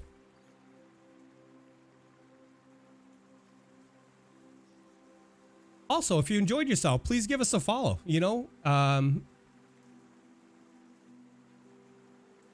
Let me take a look at that, Prater. I do see the link, so give me 1 second.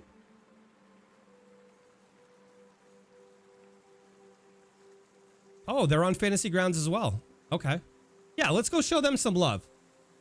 All right. Good. definitely. All right. So, guys, if you enjoyed yourself, give us a follow. Like I said, next Sunday we'll not be back, but we will be back the following Sunday. And we let me do this. Let me kick off this raid, and we'll go do the thing. I appreciate everybody coming out. Big shout out to the crew. A big shout out to the Decider 12, Cyclone Jack, YottsTwitch, and Luna. Big shout out to our mods, Feywolf, Coffin, Jack Wolfheart, and Dr. Dune. Big shout out to the people in the community who come out and support us every single week. We love you guys, and we appreciate everything you've done to help support us in this community. Drop us a line in the Discord. We have great chat. Our players have channels in the Discord where they can, you guys can, ask them questions and reach out and relate to, and connect with them. So I'm going to kick it off to our ending screen right here, and we're going to roll the beautiful credits, and then we'll send the raid over to to your friend's channel.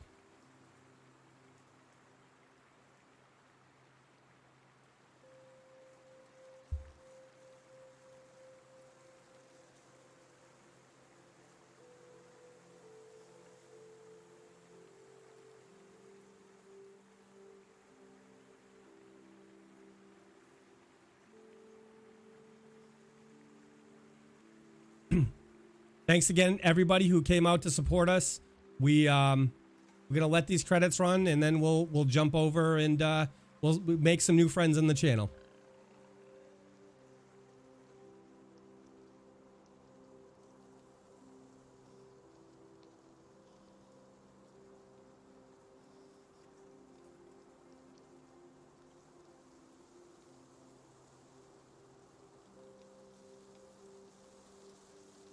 Everybody have a great night. Thanks for coming out to the Tabletop Tavern. We love you.